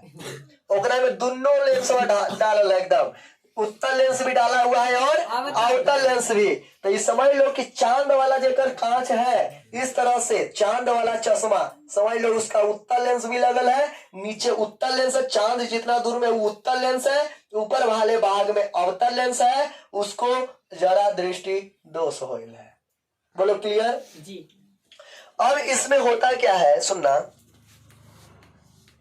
उसके बाद अगला जो है अविंदुकता। अविंदुकता में क्या है? तो अविंदुकता में यही है, जैसे देखो निकट वाला में निकट दिखाई देगा दूर गायब, दूर वाला में दूर दिखाई देगा तो निकट गायब, जरा में न निकट दिखाई देगा न दूर। अविंदुकता क्या है? तो एक बार में एक ही सतह दिखाई देगा, रोड दिखाई देगा तो पॉल गायब, और पॉल दिखाई देगा तो रोड गायब। यानी एक बार में या तो क्षैतिज दिखाई देगा या तो ऊर्ध्वाधर। अब बताओ जिसको अविंदुकता हो जाए, वो रोड पर चल रहा है ऐसे देख के, तो उसको रोड तो दिखाई पड़ेगा, उसको रोड खत्म हो गया पूरा ना, उसको क्या है कि रोड दिखाई पड़ेगा लेकिन पॉल दिखाई ना पड़ेगा। जैसे किसी आदमी को देखा होगा ऐसे ऐसे चल रहा पॉल में टकरा जाता है, चश्मा लगेले उसके बाद वो पॉल में टकरा जाता है, समझ लो अविंदुकता के शिकार हुई है। यानी उसको रोड दिखाई पड़ रहा है लेकिन पॉल दिखाई नहीं पड़ रहा। और यदि होने से कोई आदमी आबित रहे, सुनो यदि होने से कोई आदमी आवित रहे तो वो आदमिया पर देखे लगता है ध्यान से, तो वो आदमिया तो उसको दिखाई देवे लगता है, लेकिन फिर ढलैया गायब हो जाता है तो चल जाता है नली में। अब आदमी दिखाई देगा तो रोड गायब, रोड दिखाई देगा तब कुछ गायब। यानी एक बार में या तो पड़ा दिखाई देगा या खड़ा, या तो क्षैतिज या तो ऊर्ध्वाधर, दोनों में से कोई एक ही चीज एक बार में दिखाई देता है। और इसी बीमारी को कहते हैं अविंदुकता। कौन सी बीमारी? अविंदुकता जो बीमारी है बुढ़ापे के साथ होती है। तो क्वेश्चन पूछता है कौन सी बीमारी उम्र के साथ होती है, तो याद रखना अविंदुकता। ग्रह दृष्टि दोष भी उम्र के साथ ही होता है और अविंदुकता भी उम्र के साथ ही। तो अविंदुकता जो बीमारी होती है, ये जो होती है एक बार में एक ही सतह, या तो क्षैतिज या तो ऊर्ध्वाधर, कोई एक को दिखाई देगा। और इसके लिए कैसा लेंस लगाए, तो इसके लिए लगाते हैं बेलनाकार लेंस। कौन सा लेंस? हाँ, बेलनाकार लेंस, या इसको सिलेंड्रिकल लेंस भी कहते हैं। भगवान ने करे कोई कैसन हो तो नहीं में से एगो में थोड़ा हो जाए तो समझ लो, फिर इन्हें से निकलेगी तो मट्टी दिखाई देगा तो गेट का है। जाती है रोड पर मैं होने से ट्रक आया तो समझ लो, फिर ट्रक दिखाई देगा तो रोड गया। अगर ट्रक मान लो गलती से ट्रक दिख गया तो साइकिल के हरी में, अगर रोड दिखाई दे गया तो चक्का के नीचे, तो बहुत गड़बड़ है इसमें। तो अभिनेता की बीमारी बहुत गड़बड़ है। तो बोलो दृष्टि दोष सभी को समझ में आया कि नहीं समझ में आया? अगर क्वेश्चन आए निकट दृष्टि दोष क्या है, इसके कारण तथा उपचारों का उल्लेख करें। बहुत आसान है लिखना।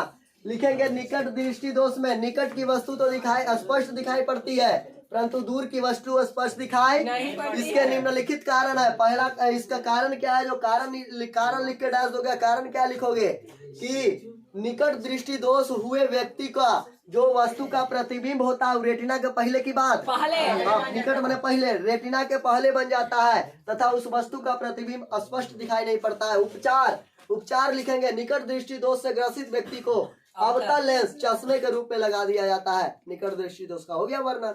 दूर दृष्टि दोष ऐसी नहीं कर सकते हो सभी का वर्णन, किसी भी दृष्टि दोष का वर्णन कर सकते हो। इस प्रकार से मानव नेत्र का पूरा दृष्टि दोष क्या हो जाता है? खत्म। और इसके बाद फिर बचा हुआ है वर्णपट, स्पेक्ट्रम, फिर और क्या क्या, प्रकाश का प्रकीर्णन, टिंडल प्रभाव, इंद्रधनुष। उसके बाद ये सब चीज बचा हुआ है। तो इस क्लास में भी बहुत टाइम लग जाएगा ना रे, देखते हैं आगे। देखो ये मानव नेत्र का पूरा चीज खत्म हो चुका है। और उसके बाद जो रंग बिरंगा संसार है उसके बारे में कुछ कुछ चीजों को पढ़ते हैं। जैसे अगर देखते हैं कि यदि बात करें कलर की, तो इंद्रधनुष ही सब भी इसमें ज्यादातर क्वेश्चन पूछते रहता है। तो इसका सबसे पहले देखना, हाँ जल्दी, इसीलिए तो जाता है डिस्टर्ब करे खाली। जैसे मान लो एक कोई प्रिज्म है, सुनो ये है प्रिज्म। प्रिज्म के बारे में अगर समझा दे, सुनो प्रिज्म के बारे में याद रखना कि प्रिज्म जो होता है रे, प्रिज्म जो होता है वो प्रिज्म का 1 2 3 4 5 6 7 8 प्रिज्म में टोटल 8 कोण होते हैं। कितने कोण होते हैं? 8 कोण। प्रिज्म मेरे पास है, ला करके दिखा देंगे। पिछला बार पढ़ाए थे तो ला के दिखाए थे ना। तो प्रिज्म क्या देखे हो? तो प्रिज्म में 8 कोण होता है। वही सतह की बात करें तो 4 5 में हाँ 1 2 3 4 नीचे 5। हाँ टोटल सतह की बात करें तो टोटल सतह उसमें 5 होती है। कोण की बात करें तो कोण तो क्या हुआ? 1 2 नहीं रे, 6 गो ना कोण है। कोण तो 6 गो ना हुआ, 2 गो ऊपर 4 गो नीचे। कोण की बात करें तो प्रिज्म में टोटल कोण होता है 6 गो। के गो? 6 गो। ला करके दिखा देंगे तो गिन लेना अपना वहां पे, लेकिन हमको ऐसा लग रहा है गिन रहे माइंड में हम। तो प्रिज्म में 6 गो कोण होता है। सतह की बात करें तो 5 गो होता है। और किनारा की बात करें तो 4 इधर, 4 नीचे, 8 है, 1 9, यानी किनारा होता है 9 गो। किनारा के गो? प्रिज्म में किनारा 9। कोण कितना होता है? तो कोण होता है 6। और पृष्ठ या सतह की बात करें तो सतह होता है 5। यही होता है इसका 965 याद रखना। तो किनारा 9, कोण 6 और पृष्ठ या सतह 5 गो। ये प्रिज्म का गुण क्या होता है, तो आने वाले किरणों को इस 7 भागों में बांट देती है। जो श्वेत प्रकाश आता है, श्वेत प्रकाश को 7 भागों में विभाजित कर देती है। और 7 भागों में विभाजित करने का काम कौन करता है, प्रिज्म। इधर से आ रहा है श्वेत प्रकाश, क्या है, श्वेत। अब श्वेत प्रकाश जैसे ही यहाँ इंटर करेगा, सुनो, यहाँ जैसे ही इंटर करेगा, अब ये कुछ न कुछ अपरिवर्तित होगा। जाना चाहिए यही मार्ग से, लेकिन इस मार्ग से अब नहीं जाएगा। कुछ न कुछ अपरिवर्तित होगा, और अपरिवर्तित इस तरीके से होगा, जैसे मान लो ये है, यहाँ पे हमको ये बताना, यहाँ पे ये अभिलंब इस तरह से खींचे हैं, तो ये बताओ ये अभिलंब की ओर मुड़ेगा, ये अभिलंब से दूर भागेगा।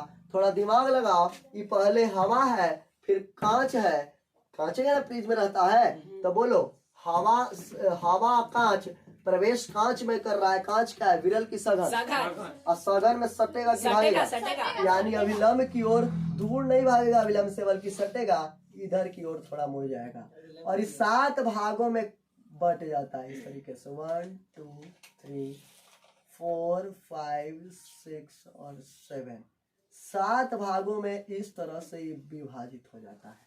उसके बाद जब यहाँ पर ही आएगा, यहाँ पर ही आने के बाद भी ये अपरिवर्तित होगा, और यहाँ पर ही अगर इस तरीका से हम खींचे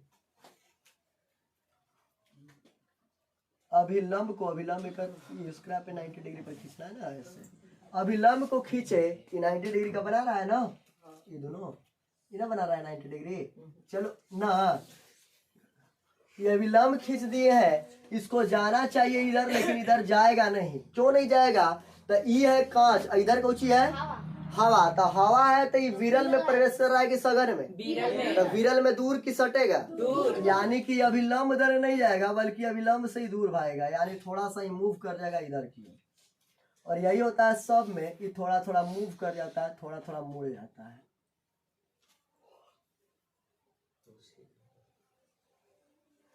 देख लो, इधर से आया ऐसे, थोड़ा सा यहाँ मुड़ा और यहाँ पे थोड़ा सा मुड़ा, और इस तरह से कलर निकलता है बहुत सारा, 7 गो कलर। के गो कलर, जब श्वेत प्रकाश को प्रिज्म से गुजारोगे तो 7 गो कलर बन के निकलेगा, और दिखाएंगे उस दिन। उसके बाद यहाँ पर तुम लगा दो पर्दा, कुछ लगा दो पर्दा, पर्दा व्हाइट कलर का लगाओगे तब ना तुमको दिखाई पड़ेगा कलरवान, बिना पर्दा कैसे दिखेगा, हम पर्दा लगा दिए, सब दिख रहा है। और इसमें जो कलर, जो कौन कौन कलर आता है, तो इस कलर का याद रखना, वीव गयोर आता है, वीव गयोर, या फिर ऐसे याद रखना हिंदी में बैजानीह पिनाला, बैजानीह पिनाला, बै से बैगनी और ज से जामुनी, नी से नीला,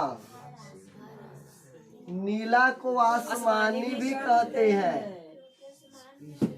हाँ, आसमान का रंग नीला होता है ना, बड़ा हुआ rose is red, sky is blue, तो ब्लू माने नीला, और स्काई आसमान कैसा होता है, नीला होता है। हाँ फॉर हरा, अब पी से पीला, ना से नारंगी, और ला से लाल, ना से नाना ना रे, ना से नारंगी। वी से होता है वायलेट, देखो इंग्लिश अगर देखना चाहो, वी फॉर होता है वायलेट, वायलेट का मतलब होता है बैगनी। ई फॉर होता है इंडिगो, वायलेट, इंडिगो, और इंडिगो का मतलब होता है जामुनी। वी फॉर ब्लू तो जानते ही हो, जी फॉर ग्रीन, येलो, ऑरेंज और रेड, तो ये होता है वायलेट और इंडिगो। बैजानी पिनाला 7 भागों में विभाजित हो जाता है। सुनना यहाँ पे, ये प्रिज्म से, और ई वाला जिस पर्दा पे बना है इसको कहते हैं वर्णपट। क्या कहते हैं, वर्णपट, और वर्णपट को इंग्लिश में कहा जाता है स्पेक्ट्रम। क्या कहते हैं, हम जिस कोचिंग में पढ़ते थे उसका नाम था स्पेक्ट्रम एकेडमी। क्या, हाँ, VOI, वायलेट। सुनो, इस पर्दा को हम लोग कहते हैं वर्णपट या फिर स्पेक्ट्रम। और ई जो पूरा क्रिया है, इस क्रिया को कहते हैं वर्ण विक्षेपण। क्या कहते हैं? तो क्वेश्चन आता है वर्ण विक्षेपण से आप क्या समझते हैं? तो लिखेंगे जब, बहुत इजी लैंग्वेज है, सुनो। जब किसी श्वेत प्रकाश को किसी प्रिज्म से गुजारा जाता है तो श्वेत प्रकाश 7 रंगों में विभाजित हो जाती है। प्रकाश की इस घटना को वर्ण विक्षेपण कहा जाता है तथा जिस पर्दे पर 7 रंग दिखाई पड़ते हैं उस पर्दे को वर्णपट या फिर स्पेक्ट्रम कहते हैं। कहानी खत्म। क्वेश्चन है वर्णपट या स्पेक्ट्रम से क्या समझते हैं? तो जब किसी श्वेत प्रकाश को किसी प्रिज्म से गुजारते हैं तो उसका प्रकाश 7 रंगों में विभाजित हो जाता है तथा जिस पर्दे पर 7 रंग दिखाई पड़ते हैं उस पर्दे को वर्णपट या स्पेक्ट्रम कहते हैं। बोलो बहुत हार्ड है। और उस क्रिया को हम लोग क्या कहते हैं? वर्ण विक्षेपण कहते हैं। बहुत हार्ड है ना। अब जैसे इंद्रधनुष कैसे बनता है, इंद्रधनुष के बारे में भी क्वेश्चन पूछ देता है। तो जैसे मान लो ऊपर से बारिश हुआ है, बारिश के दिनों में ही इंद्रधनुष बनता है।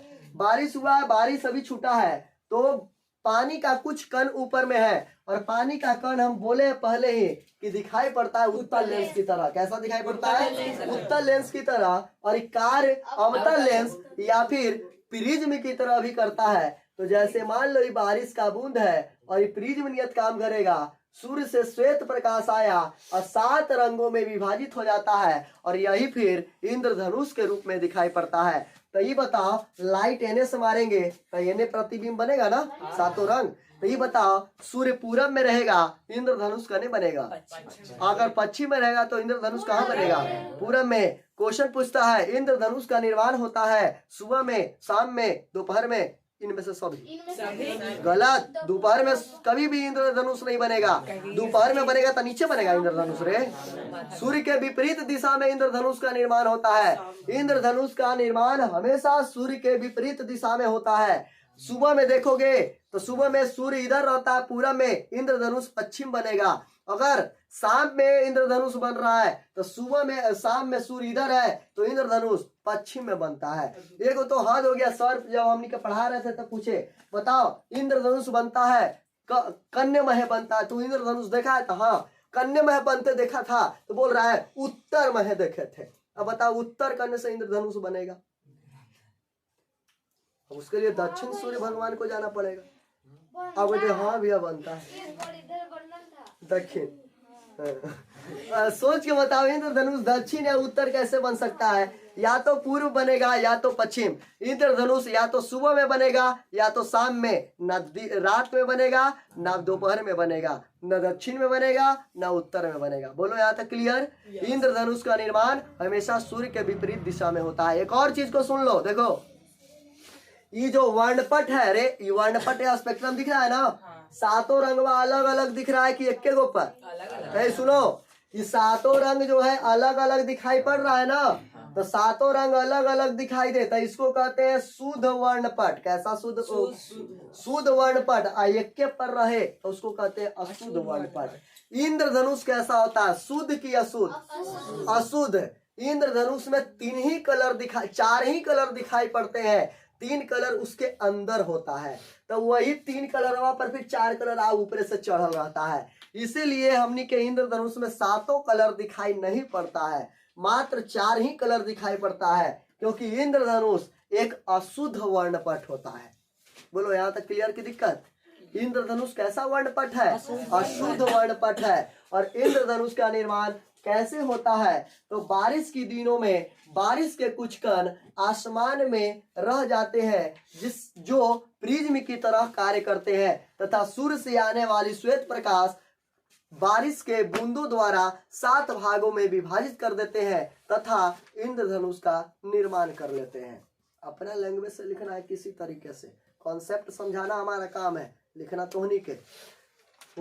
वर्षा के दिनों में पानी का कुछ बूंद या जल का कुछ बूंद आसमानों में रहता है जिससे जो प्रिज्म की तरह कार्य करता है। सूर्य से आने वाली प्रकाश की किरणें बारिश के बूंदों से 7 भागों में विभाजित हो जाती है जो इंद्रधनुष का निर्माण कर लेती है। ऐसा लिख दोगे इंद्रधनुष। क्लियर है?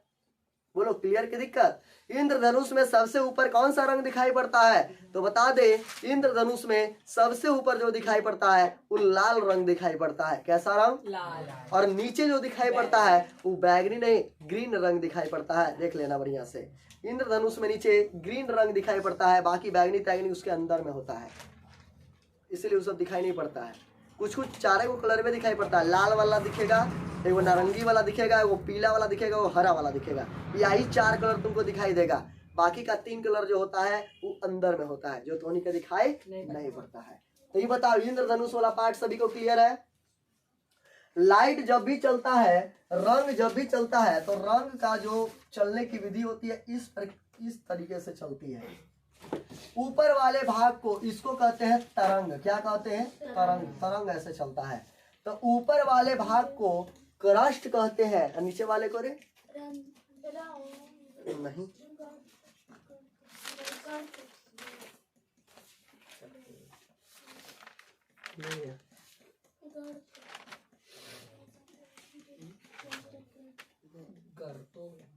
गर्त है ना, करने ही मेरे लगता है लिख तरंगधर वाला नहीं होगा। तरंगधर क्या है?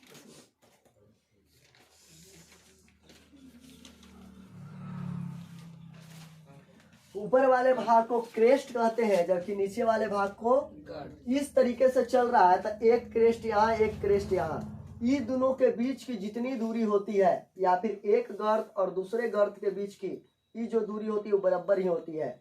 जितनी दूरी रहती है इसी को हम लोग कहते हैं तरंग दैर्घ्य। क्या कहते हैं? तो क्वेश्चन आता है तरंग दैर्घ्य से आप क्या समझते हैं? तो बोलेंगे किसी वर्ण के, वर्ण माने रंग, किसी वर्ण के लगातार 2 क्रेस्ट या लगातार 2 गर्त के बीच की दूरी को तरंग दैर्घ्य कहते हैं। क्या कहते हैं? तरंग दैर्घ्य। और जिसका तरंग दैर्घ्य ज्यादा है वो ज्यादा दूर तक जाएगा, जिसका तरंग दैर्घ्य कम है वो कम दूरी तक जाएगा। जैसे यह लाल मान लो, लाल का तरंग दैर्घ्य इतना, एगो बैगनी ओका तरंग दैर्घ्य इतना। ये बताओ, एक बार मुड़ेगा तो 4 चौहद्दी मारेगा, एक बार मुड़ेगा तो अधियो नहीं मारेगा। तो ज्यादा दूरी तक कौन जाएगा? ज्यादा तरंग दैर्घ्य वाला कि कम तरंग दैर्घ्य वाला? ज्यादा। देख लो, इसका तरंग दैर्घ्य ज्यादा है, यही दूरी को तरंग दैर्घ्य कहते हैं। तो जिसका तरंग दैर्घ्य ज्यादा वो ज्यादा दूर तक जाएगा, जिसका तरंग दैर्घ्य कम वो कम दूरी तक जाएगा। अब प्रकीर्णन माने सताना, प्रकीर्णन माने तो आदमी केकरा ज्यादा सताएगा? ज्यादा तरंग दैर्घ्य वाला के कि कम तरंग दैर्घ्य वाला के? कम तरंग दैर्घ्य वाला के। कम तरंग दैर्घ्य है ज्यादा सताए जाओगे, यानी कि कम तरंग दैर्घ्य है ज्यादा प्रकीर्णन तुम्हारा होगा, ज्यादा तरंग दैर्घ्य है तुम्हारा प्रकीर्णन कम होगा। तो बताओ किस रंग का प्रकीर्णन सबसे अधिक होता है? बैगनी, क्योंकि बैगनी का तरंग दैर्घ्य सबसे कम होता है। सबसे तरंग दैर्घ्य कम किसका होता है? बैगनी का। जो रंगवा लिखे है ना, ये तरंग दैर्घ्य के अनुसार लिखे हैं। सबसे ज्यादा तरंग दैर्घ्य लाल के, नारंगी के, पीला के, हरा के, नीला के, जामुनी के, बैगनी के सबसे कम। सबसे कम बैगनी का तरंग दैर्घ्य है, इसीलिए बैगनी का प्रकीर्णन सबसे ज्यादा होता है। सबसे ज्यादा लाल का तरंग दैर्घ्य है, इसीलिए लाल का प्रकीर्णन कम होता है। लाल ज्यादा दूरी तक दिखाई देता है, देखा हुआ, लाल ज्यादा डीप रहता है, इसलिए खतरे के सिग्नल के लिए लाल रंग दिखाए जाते हैं, हरा नहीं। हरा दिखाया जाता है किसके लिए? शुभ सिग्नल होता है। लाल खतरे को दिखाते हैं, इसलिए क्योंकि खतरा दूर से दिख जाए एकदम। ललका दूर से ना दिखे कोई बात नहीं, ललका दूर से नहीं दिखेगा बहुत दिक्कत है। ललका 2-4 किलोमीटर दूर से दिख जाए बढ़िया है, आराम से धीरे होकर चलेगा। लाल इधर दूरे रहेगा। लाल रंग को तरंग दैर्घ्य, क्वेश्चन आता है खतरे के सिग्नल में, सिग्नल सिंगल नहीं, सिग्नल और सिंगल में अंतर होता है। सिंगल माने एक और सिग्नल माने निशान। तो खतरे के निशान में या खतरे के सिग्नल में लाल रंग का प्रयोग क्यों करते हैं? तो बोलेंगे लाल रंग का तरंग दैर्घ्य अधिक होने के कारण इसका प्रकीर्णन कम होता है, जो ज्यादा अधिक दूरी तय कर सकती है तथा यात्री को दूर से ही खतरे के निशान आसानी से नजर पड़ जाते हैं, इसलिए खतरे के निशान को लाल रंग से दिखाया जाता है। बोलो क्लियर की दिक्कत? अगर मान लो कलर ब्लाइंडनेस लाले वाला उड़ल है, और कोई फर्क पड़ेगा नहीं क्या? तो ये बताओ खतरे के निशान में लाल रंग क्यों दिखाते हैं? पता चला सभी को? अब सुनना आगे। सूर्य उगते तथा डूबते समय लाल प्रतीत क्यों होता है? तो देख लो बढ़िया से। जैसे मान लो ये हमारा पृथ्वी है, पृथ्वी पर ये हम है, आयने निसवा है सुतल अब बाकी सब लिखे हैं। सुनो ये पढ़े तो ये है पृथ्वी। सूर्य उगते और डूबते समय सूर्य इधर से उगा इधर जाकर के डूब गया। हालांकि सूर्य की गति नहीं होती, पृथ्वी की होती है, समझाने के लिए बोल रहे हैं। सूर्य इधर से आया इधर जाकर के डूबा। सूर्य हमसे दूर कब है?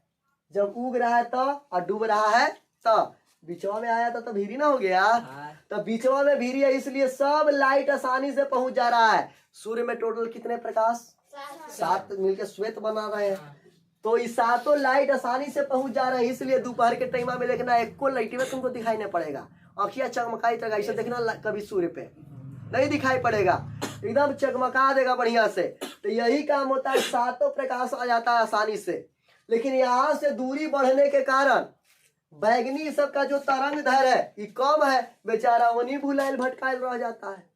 लाल के तरंग धैर सबसे ज्यादा है, एक प्रकीर्णन सबसे कम होता है, ये आसानी से दौड़ल दौड़ल चलाता है। रोशन भी आता है आगे बता, यानी दौड़ल दौड़ल आसानी से चलाता है। बाकी बैगनी नीला ये सब जो है इसका तरंग धैर्य कम होने के चलते बेचारा वहीं भटक जाता है और इसका प्रकीर्णन ज्यादा हो जाता है, ये वहीं रह करके आसमाने में रह जाता है। इसीलिए आसमान का रंग नीला प्रतीत होता है। आसमान का रंग नीला प्रतीत होने का यही कारण है कि बैगनी, जामुनी और नीला जो है इसका तरंग दैर्घ्य बहुते कम होता है, इसके कारण इसका प्रकीर्णन सबसे अधिक होता है और प्रकीर्णन होने के कारण ये हमारी आंखों तक ना पहुंच करके आसमान में ही फैल जाता है। इसीलिए आसमान का रंग नीला प्रतीत होता है। सूर्य उगते तथा डूबते समय लाल क्यों प्रतीत होता है? तो सूर्य उगते तथा डूबते समय हमसे अधिकतम दूरी पर होता है तथा लाल रंग का तरंग दैर्घ्य अधिक होने के कारण उसका प्रकीर्णन कम होता है, जिसके कारण वह हमारी आंखों तक आसानी से पहुंच जाता है तथा बाकी वर्ण, बाकी रंग प्रकीर्णित होकर आकाश में मिल जाते हैं। यही कारण से सूर्य उगते तथा डूबते समय लाल प्रतीत होता है। बोलो बहुत भारी है, बोलो। तो इस तरह से आसानी से लिख देना है। तो सूर्य उगते तथा डूबते समय क्लियर हुआ ना सभी को? प्रकाश का प्रकीर्णन क्या है? क्वेश्चन ये भी पूछता है प्रकाश के प्रकीर्णन के बारे में। तो प्रकाश के प्रकीर्णन को एक बार बढ़िया से समझ लेना कि प्रकाश का प्रकीर्णन क्या होता है। बोलेंगे प्रकाश का प्रकीर्णन कैसे था रे? हाँ, जब प्रकाश की किरण वायुमंडल से गुजरती है तो वायुमंडल में बहुत सारे धूल कण होते हैं, होता है ना? वायुमंडल में बहुत सारे धूल कण होते हैं जो प्रकाश को प्रकीर्णित करते हैं। प्रकीर्णित माने फैलाते हैं। इसका एकदम इतना देखो ना, इतना कम है कि जलने जाएगा बेचारा, पर लाइट अच्छी से टकराएगा, कूड़े कचरा से टकराएगा। इसका प्रकीर्णन कम बहुत ज्यादा हो जाता, फैल जाता है सगरों। तो यही बोलेंगे कि जब प्रकाश की किरणें वायुमंडल से गुजरती है तो वहां को उपस्थित धूल कण इसको क्या करता है? हाँ, विक्षेपित करता है। और कैसे था रे? चारों दिशाओं में फैल जाता है। इस घटना को प्रकाश का प्रकीर्णन ऐसे है, सुना। जब प्रकाश की किरण वायुमंडल से गुजरता है तो वहां के उपस्थित धूल कण इसके मार्ग में बाधाएं बनते हैं, इसको विक्षेपित करते हैं तथा इसको चारों दिशाओं में फैला देते हैं। प्रकाश के इस घटना को प्रकाश का प्रकीर्णन कहते हैं। अच्छा ये बताना, आकाश का आसमान का रंग कैसा होता है? नीला। तो आसमान का रंग नीला क्यों प्रतीत होता है? परावर्तन के कारण, अपवर्तन के कारण, वर्ण विक्षेपण के कारण या प्रकाश के प्रकीर्णन के कारण? तो याद रखना, प्रकाश के प्रकीर्णन के कारण। क्यों? जो सुनो, प्रकाश का प्रकीर्णन इसलिए उसमें होगा क्योंकि जब सूर्य से जो लाइट आ रहा है उसका जो नीला वाला भाग है वो प्रकीर्णित होकर आसमाने में रह गया, इसलिए आसमान का रंग जो नीला होता है वो प्रकीर्णन के कारण। इंद्रधनुष का निर्माण क्यों होता है? परावर्तन, अपवर्तन, प्रकीर्णन या वर्ण विक्षेपण? बोलो। तो बता दे, इंद्रधनुष वर्ण विक्षेपण कैसे? इंद्रधनुष में देखो 7 रंग बटना है। क्या आसमान के रंग में 7 रंग बटने की जरूरत है? इसमें 7 रंग बटना है। 7 रंग बटने की घटना को कहते हैं वर्ण विक्षेपण। तो इंद्रधनुष का निर्माण होता है वर्ण विक्षेपण के चलते। सूर्य उगते तथा डूबते समय लाल प्रतीत क्यों होता है? तो ये भी होता है वर्ण विक्षेपण। वर्ण विक्षेपण ही चलते क्योंकि लाल रंग जो है वर्ण विक्षेपण, अरे प्रकीर्णन, प्रकीर्णन नहीं चलते, क्योंकि बाकी रंग जो है वो प्रकीर्णन होकर कहाँ फैल गया? आसमान में फैल गया। लेकिन लाल रंग कहाँ चलाया? आंखों तक। इसलिए प्रकीर्णन के कारण ही। अच्छा, सूर्य उगने से पहले ही कुछ कुछ दिखाई पड़ने लगता है, लाल वाला भाग। सूर्य उगा नहीं है, लेकिन गर्मी के दिन में होगा, सूर्य उगा नहीं है, लाल दिखाई पड़ने लगा। तो सूर्य उगने से पहले डूबने के बाद भी लाल टाइप का दिखाई पड़ता है। इसका कारण है अपवर्तन। इसका कुछ कारण है अपवर्तन, क्योंकि सूर्य डूब चुका है लेकिन अपवर्तन होकर हमको ऊपर दिखाई पड़ता है। तो सूर्य उगने के पहले और डूबने के बाद अगर दिखाई पड़ता है तो वो अपवर्तन के कारण, लेकिन यदि लाल दिखाई पड़ता है तब परकिरणन के कारण। ये बहुत सा मोस्ट इंपॉर्टेंट ऑब्जेक्टिव है, इसको एक ऑब्जेक्टिव को याद रखो। सूर्य उगने के पहले और डूबने के बाद दिखाई पड़े तो अपवर्तन, लेकिन डूबने के जैसा भी हो लाल दिखाई पड़े तब परकिरणन। इंद्रधनुष वर्ण विक्षेपण, आसमान का रंग परकिरणन। और तारा, तारा कुछ ही है अपवर्तन। तो ये सब क्वेश्चन हमेशा पूछते रहता है। तो ये बताओ, ये पूरा कंप्लीट हुआ कि नहीं कंप्लीट हुआ? रंग के बारे में थोड़ा थोड़ा समझ लेते हैं। प्राथमिक रंग, द्वितीयक रंग, ये सब पूछ देता है। 2018 में पूछा था। देखो, सबसे पहले इसका ट्रिक रखेंगे ऐसे, एक त्रिभुज बनाएंगे। सुनो, ट्रिक बता देते हैं। एक त्रिभुज बनाएंगे और शुरू करना है यहाँ से। कहाँ से शुरू करोगे? ट्रिक है यही, मरिए जा सब, मरिए जा सब, यही ट्रिक है। ऐसे याद रखना, मरिए जा सब। और मरिए जा सब में जो जो कोण पर है, सुनो ऊपर देखो, जो भी कोण पर है शीर्ष पर, इसको हम लोग कहते हैं प्राथमिक रंग। कौन सा रंग? और ई जो भुजा पर है इसको कहते हैं द्वितीयक रंग। तो ई बी फॉर ब्लू नीला, आर फॉर रेड लाल, और G for green Hari Hari. तो सुनो, तो ये जो है नीला लाल हरा, इसको कहते हैं प्राथमिक रंग। कौन सा रंग? प्राथमिक। और दुनिया में सबसे पहले यही 3 रंग का आविष्कार हुआ था, नीला का, लाल का और हरा का। ये तीनों को मिला करके फिर बनाया गया। सुनो, जब नीला में लाल को मिलाओगे ना, लाल और नीला को मिला दोगे तो एक नया कलर मिलेगा। उस कलर को कहते हैं मेजेंटा। कौन सा कलर कहते हैं? मेजेंटा। हो सकता है नाम पहला बार सुनो। नहीं। नीला और लाल को घर में कभी मिक्स करके, पेन है ये होगा, बूटी से करके निकालते हैं ना, ऐसा कलर निकाल के लाल और नीला वाला को निकालना, जो कलर बनेगा उसी कलर को हम लोग कहते हैं मेजेंटा। क्या कहते हैं? मेजेंटा। लाल और हरा को मिला दोगे तो लाल और हरा को मिलाने पर पीला बन जाएगा। लाल और हरा मिला दोगे तो कैसा बन जाएगा? पीला। और हरा और नीला मिला दोगे तो एस फोर सियान।